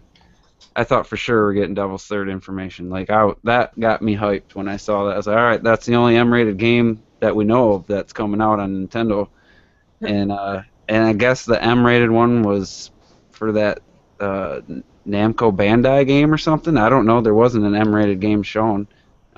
So I was disappointed that after seeing that it was going to cover E through M rated games, that we didn't get the Devil's Third any kind of info. So I was disappointed in that.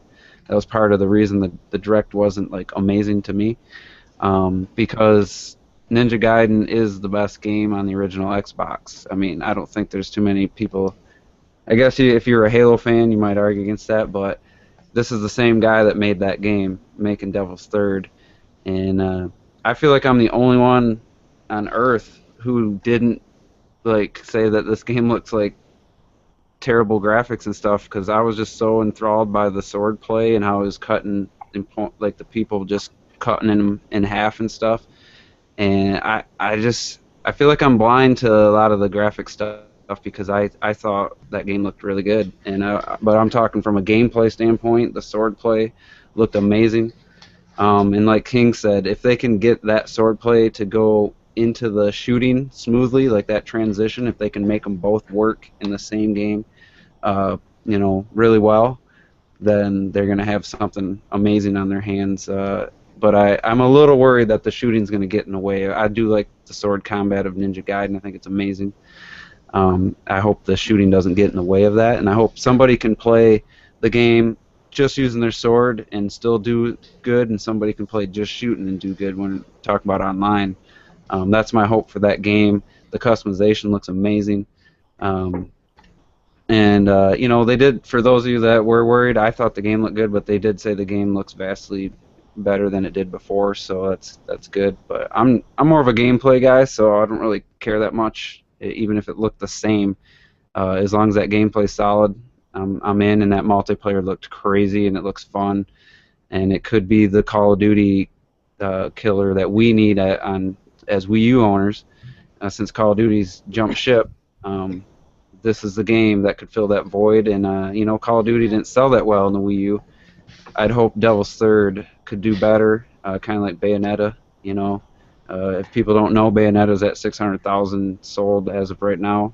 A lot of people are saying that flopped, and it's on its way. It's doing well. If Devil's Third can hit that kind of numbers in its first couple months, I think that'd be a success. And the online community, just like with Splatoon, could really keep that game going, and some DLC or something, or a sequel or something in that franchise to keep it going and don't just let it die off, to keep it interesting for people. I'm really excited to see what they're going to come up with as far as the overall package. I think it's going to be pretty impressive with Nintendo's guidance. I think that game's going to be great. Without their guidance, I think it would have been just an average game. So I'm very optimistic about it. So, and I think it'll get its own direct. I think it was Nick saying that they're just going to release it the next day. I think this game's going to get its own direct, just like Bayonetta, just like Wonderful 101, and I think it'll have its own direct to just go over everything, because there's going to be so much in this game. So that's what I expect, and I'm pretty excited. So, yeah, that's my thoughts. Yeah, I'm hoping. I'm pretty sure it's gonna get its own direct too. And with the Bayonetta 2 treatment, I really wish they do better. Because remember when Bayonetta 2, whenever they advertised the game, it was only on one station on Adult Swim. You couldn't find that commercial anywhere else. So I really hope that they, put that game on other stations. A game like that should be on a Comedy Central, FX, HBO, Showtime. It should be on stations like that caters to the more mature crowds. ABC Kids. Yeah, I agree. They need to advertise that on the appropriate channels like FX and USA. Channels that, because you don't want to promote this to, like he said, like ABC Family or the comedy or the Cartoon Network, like early Cartoon Network crowd. Like they need to advertise this to the right people. And I think Bayonetta 2 did so well because of all the the high reviews and all the praise, all the Game of the Year nominations. So if the Devil's Third doesn't get that, they're going to have to make up with that, do advertising to make up for that, because I think that's what really helped Bayonetta was, all the praise it was getting. So, but I'm excited. It helped with the holiday sales as well too. So if it wasn't for the holidays, I don't think it would have been at 600,000. That's just my opinion. And they didn't drop the price either. Like a lot of people predicted it'd be 40 after the first month, and it's still at 60. No. It's a Nintendo published game, so no. And it's all sold out at the store I buy my games from. They had a couple copies before Christmas, and they were gone. So people are definitely picking it up, and rightly so. Is my game of the year for 2014. That and Donkey Kong were my top two. So. Man, Donkey Kong is freaking hard, dude. Did you even beat the game yet? I'm still trying to beat it. I 100%ed it. Oh, you're crazy. Even the K levels. Dude, man, I'm still on the third world, man. I got frustrated. I took a few months off of it, man. I forgot which boss it was before you fight the last boss, but I think it was the pufferfish. Oh, man, that was getting on my nerves. The only one I didn't like was the owl on World 2. That one was like 3-tiered, and it was really long. Yeah, that's the one. That was the last world I was at. I finally beat it. That was the last boss that I faced, the owl. You gotta use your banana coins and buy lives, and every once in a while buy for like the minecart ones. You can buy an extra heart so that you can take an extra hit. I know some people think that that's kind of cheap and stuff, but there's some levels where when I'm trying to get, the Kong letters, the K-O-N-G and finish, you need that little help sometimes. And then what happened to me was once I got past like the really hard parts early on, I went back to them, and because I gotten so much better at the game, like you actually have to just improve. That's the only way you're going to get through that game. And I went through the first world on hard mode where you can't even take a hit. And it was like, wow, this game feels a lot easier now. It's just because you get better at it. And if you're dying, it's because you're not good enough. Like the game's not cheap to me, in my opinion. They don't place enemies in cheap spots. You just really have to be, time your jumps, and you got to use that roll jump technique. You can roll like off an edge and still jump out of that to like get really good distance or to avoid enemies. So there's a lot of little tactics that the game doesn't really guide you. Like you just have to stick with it, and then you'll get better. And then once you do, it's very rewarding, especially at the end. The last 3 bonus levels there's no checkpoints or anything, and it's a very rewarding feeling to get through those levels. Is it harder than Donkey Kong Country 2 and 3? It's not as hard as Returns, I can say that for sure, the Wii version. I never played Donkey Kong Country 3, but Donkey Kong Country 2 I never beat. I got stuck on a level with some bees where I was on like a parakeet carrying me, and that was followed by an impossible minecart level.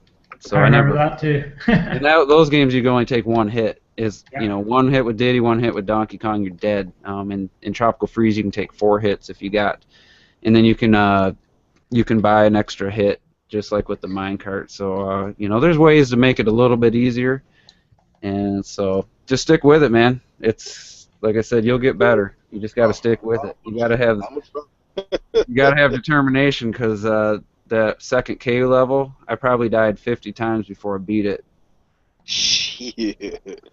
Yeah, I beat 2 and 3. I'm gonna get that game for sure. I think it's the best Donkey Kong Country game, but I didn't play 3, so on the Super NES. Have y'all realized that they took away Donkey Kong Country and Donkey Kong Country 2 and I think 3 from the Wii Shop? Remember, it was on the Wii Shop a long time ago. Then I think I realized last year that they took it off, and I still have it, so I don't know. I still have it downloaded. Yeah, I tried to get it because my wife, she wanted it back, because whenever we used to own a Wii a few years ago, we bought it from the Wii Shop, and whenever we got the Wii U, and I went to the Wii Shop and I was looking for it, I was like, where the hell is it at? And it wasn't there no more. And I went online, and everybody was complaining about it too. And and all of a sudden, Nintendo of Europe announced that they was getting the Donkey Kong games for the eShop. in Europe a few months ago. I For was the like, Wii okay, U? yes. I was like, okay, where is our Donkey Kong? We can't get it for the eShop. I was like, that's a load of crap, man. But yes, whoever lives in Europe right now has it. They can play Yeah. Donkey They Kong get stuff. 1, 2, and 3. They get weird stuff way earlier than us, but then we got like Smash a week earlier than them, so it's weird. But I gotta actually roll out of here. Okay. Gotta be, so I don't know if I want me to do a sign off or whatever. I can right now. Yeah, go ahead. Do your outro, man. Go do your outro, man. I sure All right. appreciate you, Joe. Great discussion. I wish I could stay for the whole thing, but this was good. It's good to talk to different people.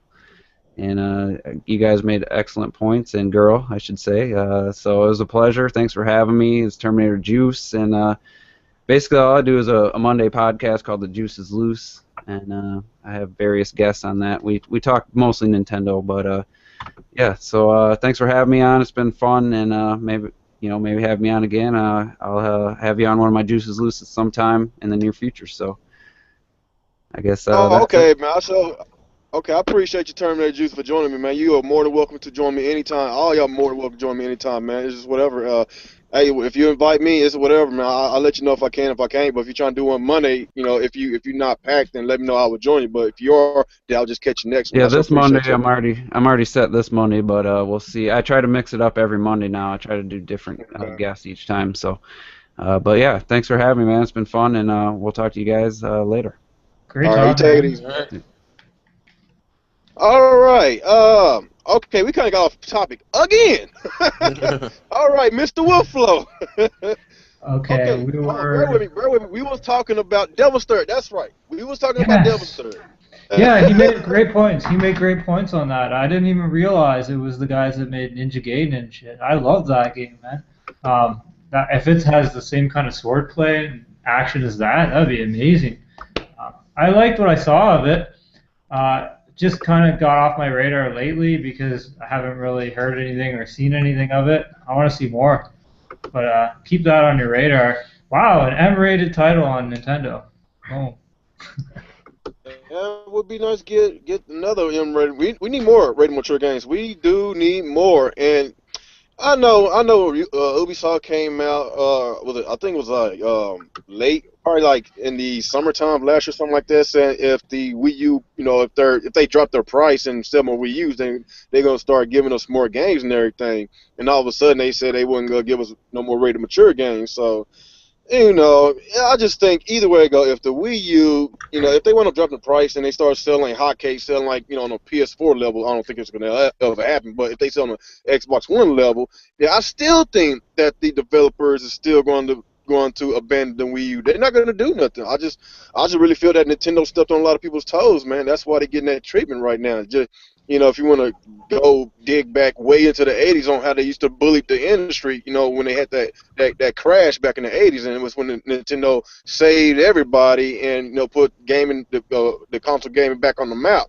So since they was basically the only gaming out there before the Sega Master came out, they was basically just controlling everything, just basically pissing everybody off. But I want to talk about that. Okay.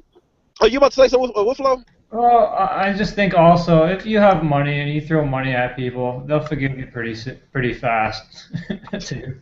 But you gotta realize Nintendo's not the only one that's out there. You got Sony, Microsoft, so since there's more gaming companies out there, why should those developers basically kiss Nintendo's ass, and all they think about is how Nintendo used to treat them back in the day. So there's still a lot of bad blood going on in between Nintendo and third party. It could go back in the 80s, then go back in the 90s with the Nintendo 64 on how they kept the cartridge, and everybody went to the CD since it was a lot cheaper to make it on CDs. But then again, I owned a PS1 back in the day, and you know how many Parappa the Rapper CDs I've been through? You know how many games of Parappa the Rapper I had? I had 4 of them. Because if you put one little scratch on that damn game, it's no good. I remember that. If you put one little scratch on a PlayStation 1 game, it's garbage, man. It's not even playable anymore. I don't know if y'all even remember that. So that's why I think that's why Nintendo went ahead and stuck with the cartridge, because you could throw that thing all day, you could scratch it all up, and it was still play smoothly, and everybody just wasn't thinking about that. Everybody wanted to play their music on their PlayStation, but they weren't thinking about the quality of the games. But you know, that's you know, I want to talk about that. I know I'm kind of getting off subject, but yeah, Mr. Kringer Pacha, how do you feel about the whole entire Nintendo third-party situation? And you know, let me know how you feel about the history of it, on how they freaking, you know, stepped on everybody's toes. You got the freaking Nintendo 64 generation on with the cartridges and all that. You know, the whole 9 yards. Just tell me how you feel about it, man. Nintendo just shot themselves in the foot. It's not even about, like, yes, Nintendo did do those things, and yes, Nintendo did corner the market and pretty much put a noose around everybody's neck. But what people forget is Final Fantasy VII was supposed to be exclusive to the 64.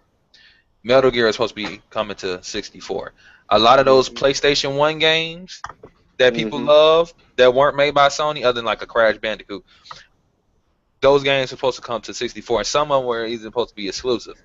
GTA, the GameCube, GTA, it was either 3 or Vice City was supposed to be the main platform for that game, but Nintendo decided to boycott it. Nintendo with the 64 decided to go with the cartridges, you know, instead of going with discs. And then you got to remember, those are proprietary cartridges that I believe Nintendo makes, and they cost a lot of money. And it's not like Nintendo just, here, developer, you can use a cartridge. No, they had to pay for them cartridges. So when Square Enix was like, listen, we can't get Final Fantasy VII on one cartridge, so we got to put multiple cartridges, and we got to pay out of pocket for these multiple cartridges. Nah, we ain't messing with that. Nintendo kept shooting themselves in the foot, man. That's just all that was. Like, GameCube was more powerful than the PS2, but the GameCube had them small discs that couldn't hold enough memory. You know what I'm saying? So a lot of developers didn't want to mess with it. You know, the Wii was a phenomenon. You know, it was very successful. But could you imagine if the Wii was just as powerful as the 360 and PS3 and still selling what it? Man, look. Nintendo they kept doing it over and over, shooting themselves in the foot. They kept, like, they could have made a comeback, or they could have did something, but it's something else that was holding them back. It really wasn't, like, now what's holding them back is really their bad business practices. Because, like I said, it was an article where when Black Ops 2 came out, Activision was trying to get the DLC for Black Ops 2 on the Wii U, because they were saying, we couldn't really give you DLC on the Wii. It was kind of hard to do. We were trying to do it. We couldn't do it. Wii U, we can definitely do it. They said that they tried to get in contact with Nintendo because they can't just release things on the eShop. You have to, you know, make you have to set up prices, make up dates to release something on there, just like PlayStation Store or anything else. Nintendo won't call back Activision, won't answer their phone calls. So how's Activision supposed to put DLC on the store that Nintendo is kind of like giving them the cold shoulder, acting like they don't exist? You know what I'm saying? So they keep doing that to people. They're gonna get the shaft. That's just what happens. They've been doing it for so long. You know, Nintendo can come at it by themselves and try to do it. But I'm gonna be fair with you. Like, a lot of games I like on Nintendo, yeah, they're Nintendo exclusives, but the other games were third party. I want some third party games. One of my favorite games on the Wii, No More Heroes. That's not Nintendo. Mad World. That's not Nintendo. The Conduit wasn't Nintendo. There's a lot of games that I like from on the Nintendo platform that wasn't made by them. They need to get that back. Yeah, they do need to get it back, man. That's some strong points that you just made, because some of that stuff I didn't even know. I heard about Nintendo giving them a cold shoulder about the DLC, but it's just the other parts, and you know, I'm just now learning about that, man.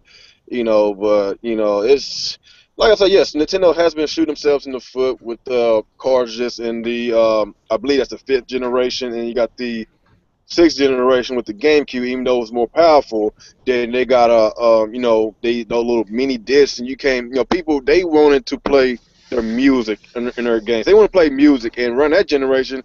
That's when you know, DVDs was in the game. You know, with the PS2 and the Xbox, you could play DVDs, so you couldn't play on DVDs or CDs, and the game looked like a lunchbox. You know, people just criticizing the system, even though it was a great system. It just didn't sell well because of those business decisions Nintendo continuously making. They keep continuously shooting themselves in the foot. And you know, you got the Wii generation that basically it sold like hotcakes. At one point, it was hard to find it. It took me a while to find a game, but you know, it was just like you said. If it was just as powerful as the 360 and the PS3, man, it wouldn't even be close, man. It wouldn't even be. I swear, they probably would have beat the PS2 record.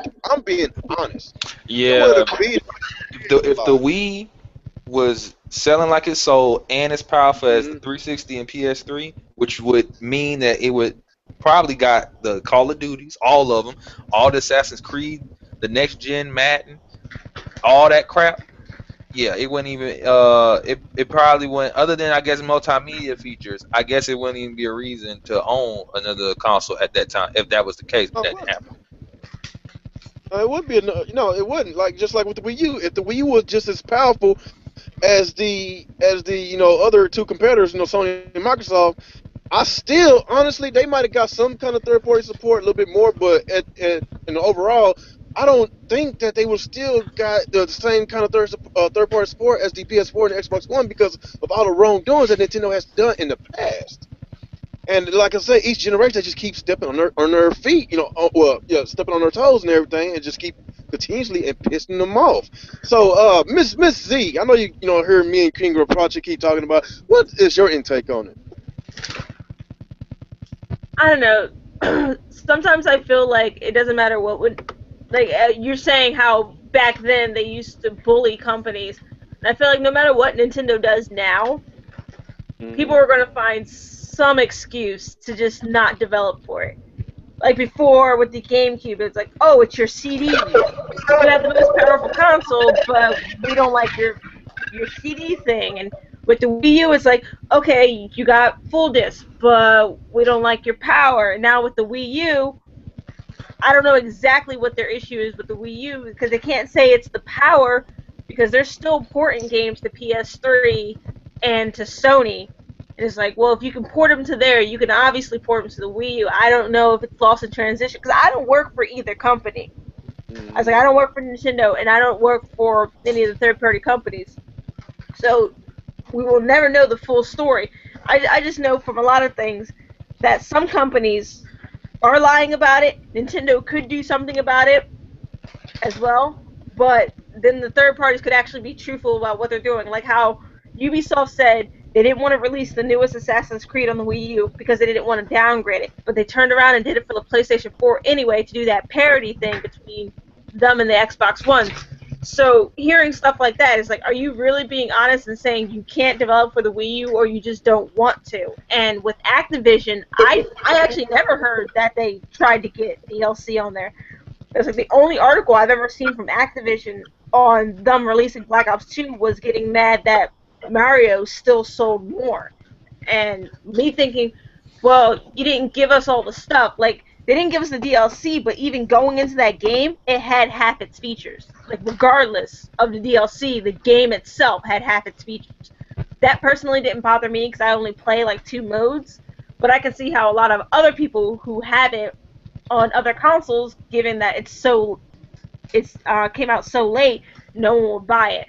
So, like I said, I didn't know they were actually fighting with Nintendo about the DLC. I only know, from what I understand, is that they didn't get enough sales that they wanted to, and you gotta see why. The game was already out on PlayStation 3 and 360, and then you're coming with half the content.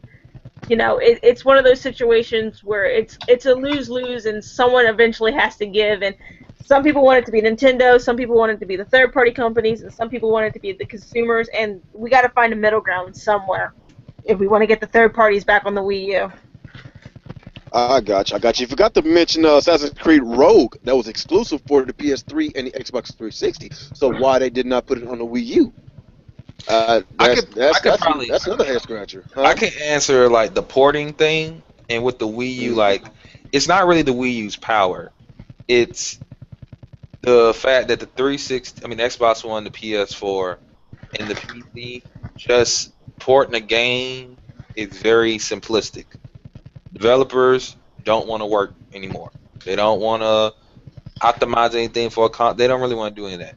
It's very easy for them to just port them over because those systems are very similar, all 3 of them. The Wii U is the odd man out. You still gotta know how to develop for the Wii U. It's kind of like it's more like a 360 than anything, but not quite the same. It's not so similar that you could just port a 360 title over.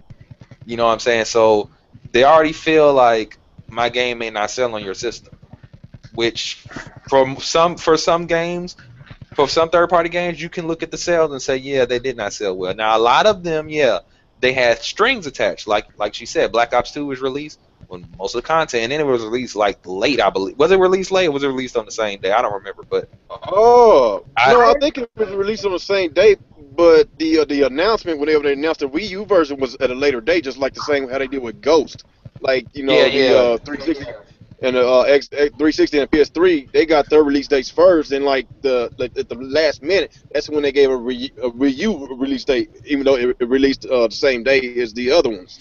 Yeah, like a lot of the third-party games on the Wii U have these strings, like Deus Ex, Definitive Edition. It was only going to be on the Wii U.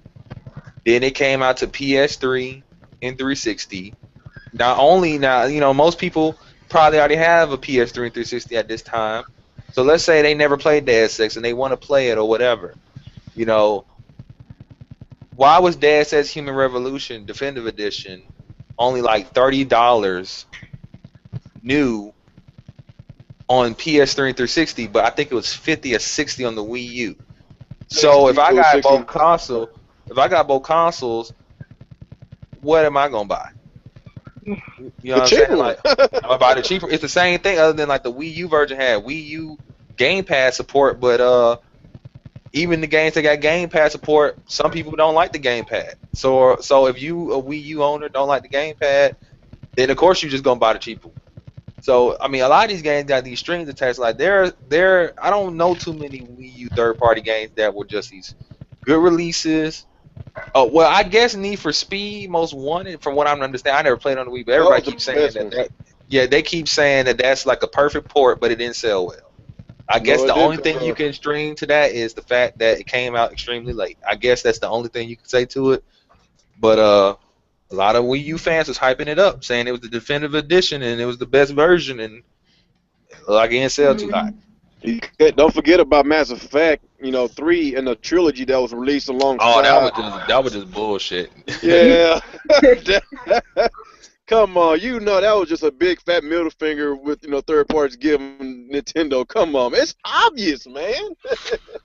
Just getting the third game. I'm playing it now, and the way they have it is it's a comic strip of the first game, and I'm getting in the. And I'm playing it, and there are some conversations with certain of the characters that you had developed a relationship in the first two games who have no idea who you are in this game, and it bugs the hell out of me. He goes, you gave us choices for so much stuff, but you missed out other characters. Yeah, they may have been side characters, but every character you develop a relationship in Mass Effect is important. For you to sit there and just drop it out of this game, it's just really bad. Yeah, it was terrible, and I think the trilogy was cheaper. The Mass Effect 3 that was releasing on Wii U, that was full price. It was. I think it was like 30 bucks. Yeah, I think it was 30 bucks. That was bullshit. That's bullshit. And this the crazy part. They releasing EA said that they're supposed to be re-releasing the trilogy again for next generation. So they coming out with. They done came out with all Mass Effect 1, 2, and 3. Then they came out with a re-release, a box set with all three of them. Now they about to come out with a definitive edition box set. I bet you it still don't go to Wii U. Man, no, oh my goodness, this re-releasing of everything. Oh my goodness, what is this gaming industry that came down to, man? God, they're lazy.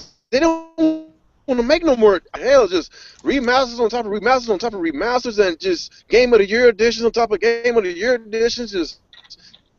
Just Ultra Street Fighter Super Turbo goodness. Like, what the hell? It's like, what? I'm just trying not to get in third party has been pissing me off. Videos on my channel about third parties. It's just oh my goodness, it's terrible. Like with the whole entire Mass Effect situation with the Wii U, and it was It was bullshit, man. It was fucked up to the max, man. But Mr. Nick, man, you think about it, man. Alright, I'm gonna give my take on I this. believe we was in a situation. I guess the original topic was the Nintendo stepping on people's toes, back in the day, and with why they getting treated like this as of today and all that mess. Yeah, I'm gonna say my piece on this and I gotta take off, so I'm gonna make this quick. Okay.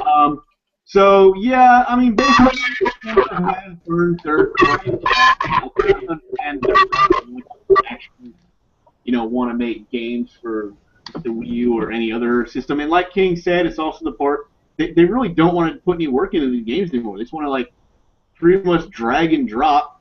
They release it on the working on a computer, and then it's oh, well, here it is on the PS4 and Xbox One now. But at the same time, they're doing that. They're getting the easiest way possible to make their games, and they still can't get it right. I mean, we're still getting this broken crap, this unfinished crap, on this DLC. I think they're just using all this stuff, all these RAM and stuff, just hide more stuff on the disc. But if you're going to sit there and make these games for everybody else, at the very least, put your best work into it and stop trying to half-ass it just because you think you can, because you have the easiest thing to work with. I got you. Is that all I got on that, Mr. Nick?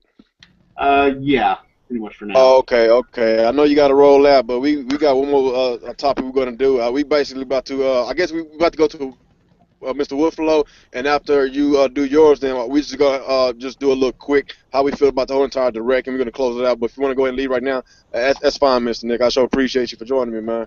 Sorry about that. I just gotta get some stuff right now. So yeah, thanks for having me. Hopefully next time you guys do this, I'll be able to make that one too. Just let me know when you're doing it, and I'll see you guys around. All right, I sure appreciate you, man. You take it easy. All right, bye. All right, bye-bye. All right, Mr. Woodflow, I know you've been anxiously, waiting for us to get to you, man. How do you feel about this whole entire time? Just the whole entire gaming industry, the third parties treating Nintendo's, like redheaded stepchildren. It goes all the way back in the day with the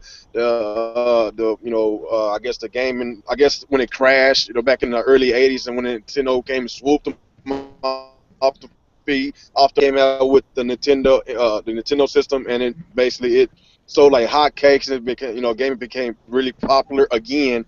And as the years went by, the third party support with Nintendo, it became kind of, it's not as good as it was when they had third party support on the regular NES.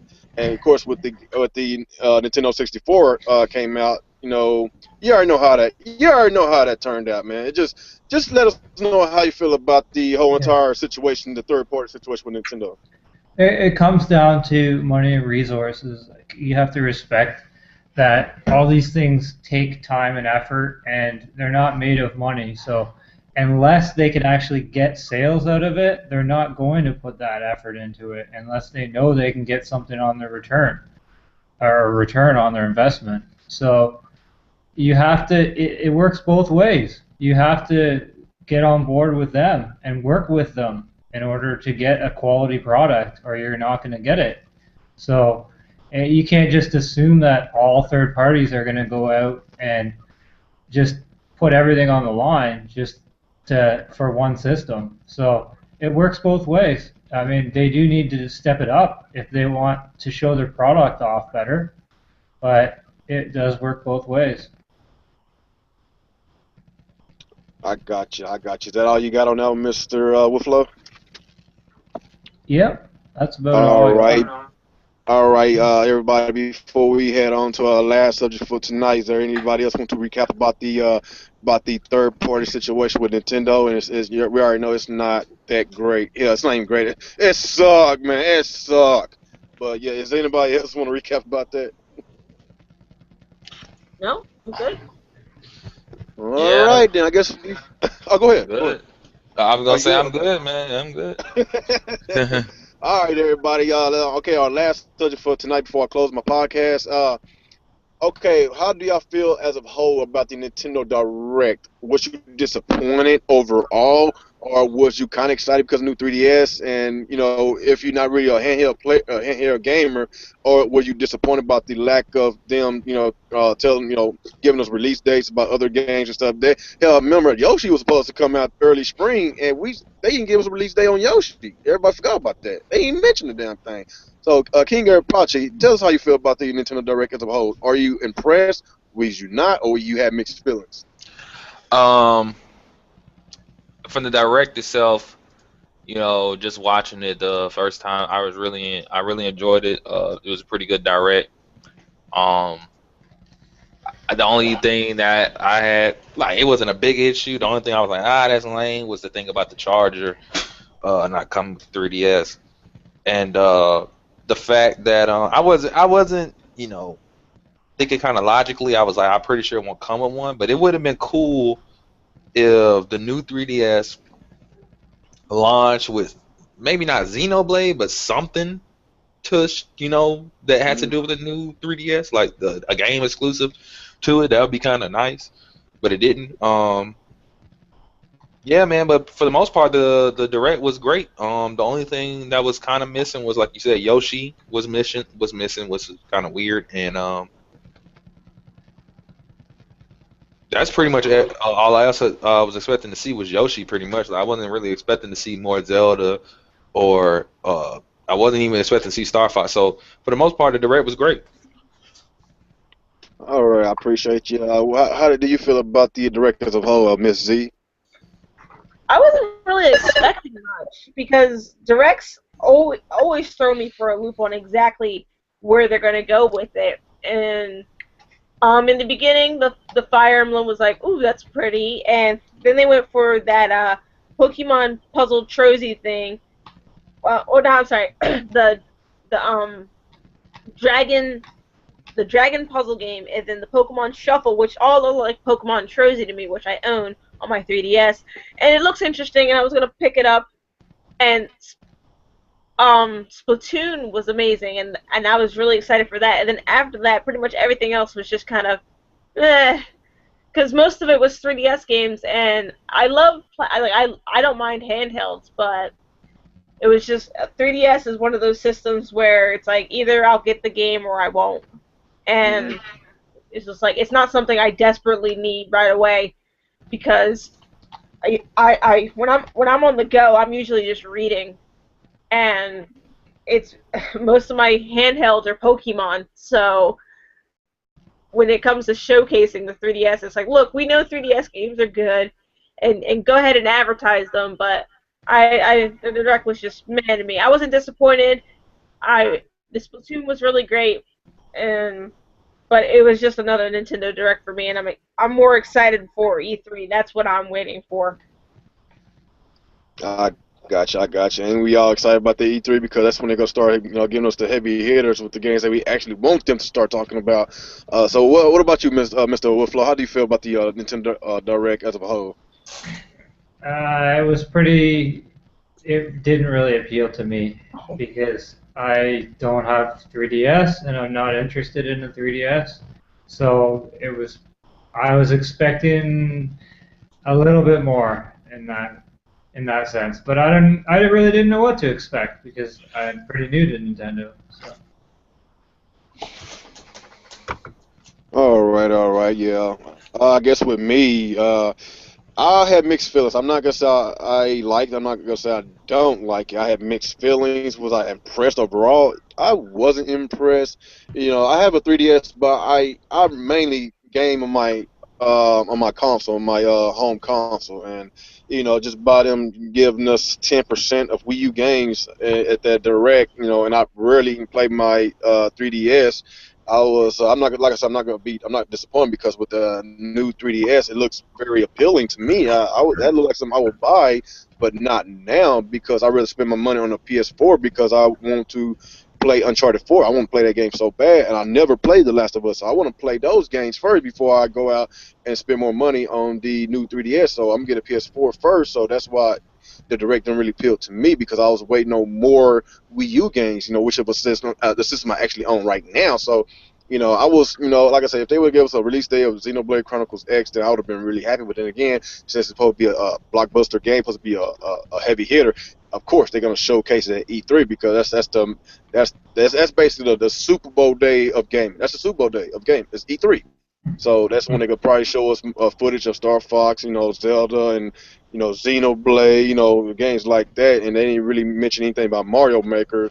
And of course, they got, you know, I was kind of hoping it was going to give us a release date of Yoshi because that looks fun. I really want to play that game. But Kirby, I'm not too impressed with that game because I'm not going to sit there and look at the damn gamepad all freaking game trying to control Kirby. That's not a typical Kirby game that I want to play. I'm just being honest, you know. And the code named Steam, that looks interesting. And they had another game that kind of was similar to Gears of War. It was like an indie game. It looks fun, but like I said, I'm gonna get a new 3DS one day, but not now. You know, I like the new 3DS. You know, faster CPU and all that. You get a right analog stick, and the extra buttons in the back, and you know the 3D is a lot better and everything. You know, I like that part. And I just didn't like the fact that it didn't come with a charger. I didn't like that. But then again, it's not a big deal. It's not a big deal, you know. But overall, yeah, I have mixed feelings. That's all I'm gonna say. I have mixed feelings anyway. But before we close out, is there anybody else want to give their little thoughts about it? Nope. Good. All right, then I sure appreciate everybody from coming to my podcast, especially, you know, y'all, Terminator Juice, you know, he was new to my podcast. You know, Mr. Nick from Say Lunated, you know, I sure appreciate you, buddy, man. You've been supporting me all this time. I sure appreciate you, man. And, you know, we had a great podcast, y'all. I sure appreciate everybody for supporting me. You know, Z from Lost Train of Thoughts. You know, y'all should check out her channel, Lost Train of Thoughts. King Grandpache, y'all should check out their channels. You know, and Mr. Woodflow, y'all check out their channels. Y'all check everybody's channels out. You know, all of them are some great YouTubers, and I sure appreciate all y'all for giving me all y'all intakes and everything. And that's what we do. We're real gamers. We talk about real gaming. We don't freaking troll nobody. We don't do all that bias mess. We just basically just chill, just take a chill pill and just talk about video games because that's what we enjoy. We love to talk about video games. But anyway, guys, I'm just going to do a little outro, and let's go ahead and start with you, Mr. King Grandpachi. Yo, it's King Grandpachi, and thanks for having me, man. It was a blast. All right, I sure appreciate you, Mr. King Grandpachi. Miss Z from Lost Train of Thoughts is going to get your little outro. Right. As he said, Z from Lost Train of Thoughts. If you ever come traveling to my channel, please feel free to stay. Great, many great things. Expect. Oh yeah, I sure appreciate you. Yeah, y'all heard her, man. Y'all go visit her channel, Lost Train of Thought. She got some really great content on her channel. You know, she speaks the truth, and I sure appreciate you, you know, Z for joining my podcast for the first time. I would like to see you in my, you know, my other podcast because you're a real gamer. That's what I like. I like real gamers. Thank you. And I guess let's go ahead, go to you, Mr. Woodflow. Hey, great hosting, and it was great listening and hearing all your guys' opinions. And good learning experience for me. So, hope to talk to you guys again and do this again. I should time for all y'all, man. I want to do podcasts a lot more because, yeah, just like what they said a while ago, you build your subscribers by, you know, doing a lot of podcasts because, you know, a lot of people known. You do a lot of podcasts, and that's what I've been doing lately. I've been trying, you know, to get. I got a little side where I'm at now, but it's a lot better than what it was. But what we do, we talk about real gamers because we are real gamers. You know, I just you know, and plus I get to meet new people, and you know, this is the very first time that I actually talked to Miss Z, you know, very first time. But not really. I did kind of talk to you a little bit a few weeks ago because we did kind of play a little Smash Brothers, and you whooped my ass. Yeah, I didn't forget that, man. But then again, I played on the game. I came from GameCube controller, man. But anyway, but yeah, y'all check out their channels, man. They all great YouTubers, and like I say, this is a Real Gamers podcast, and we're gonna do a lot more of this in the near future. I so appreciate everybody. Hey. Oh yeah. Y'all, all right, not live no more.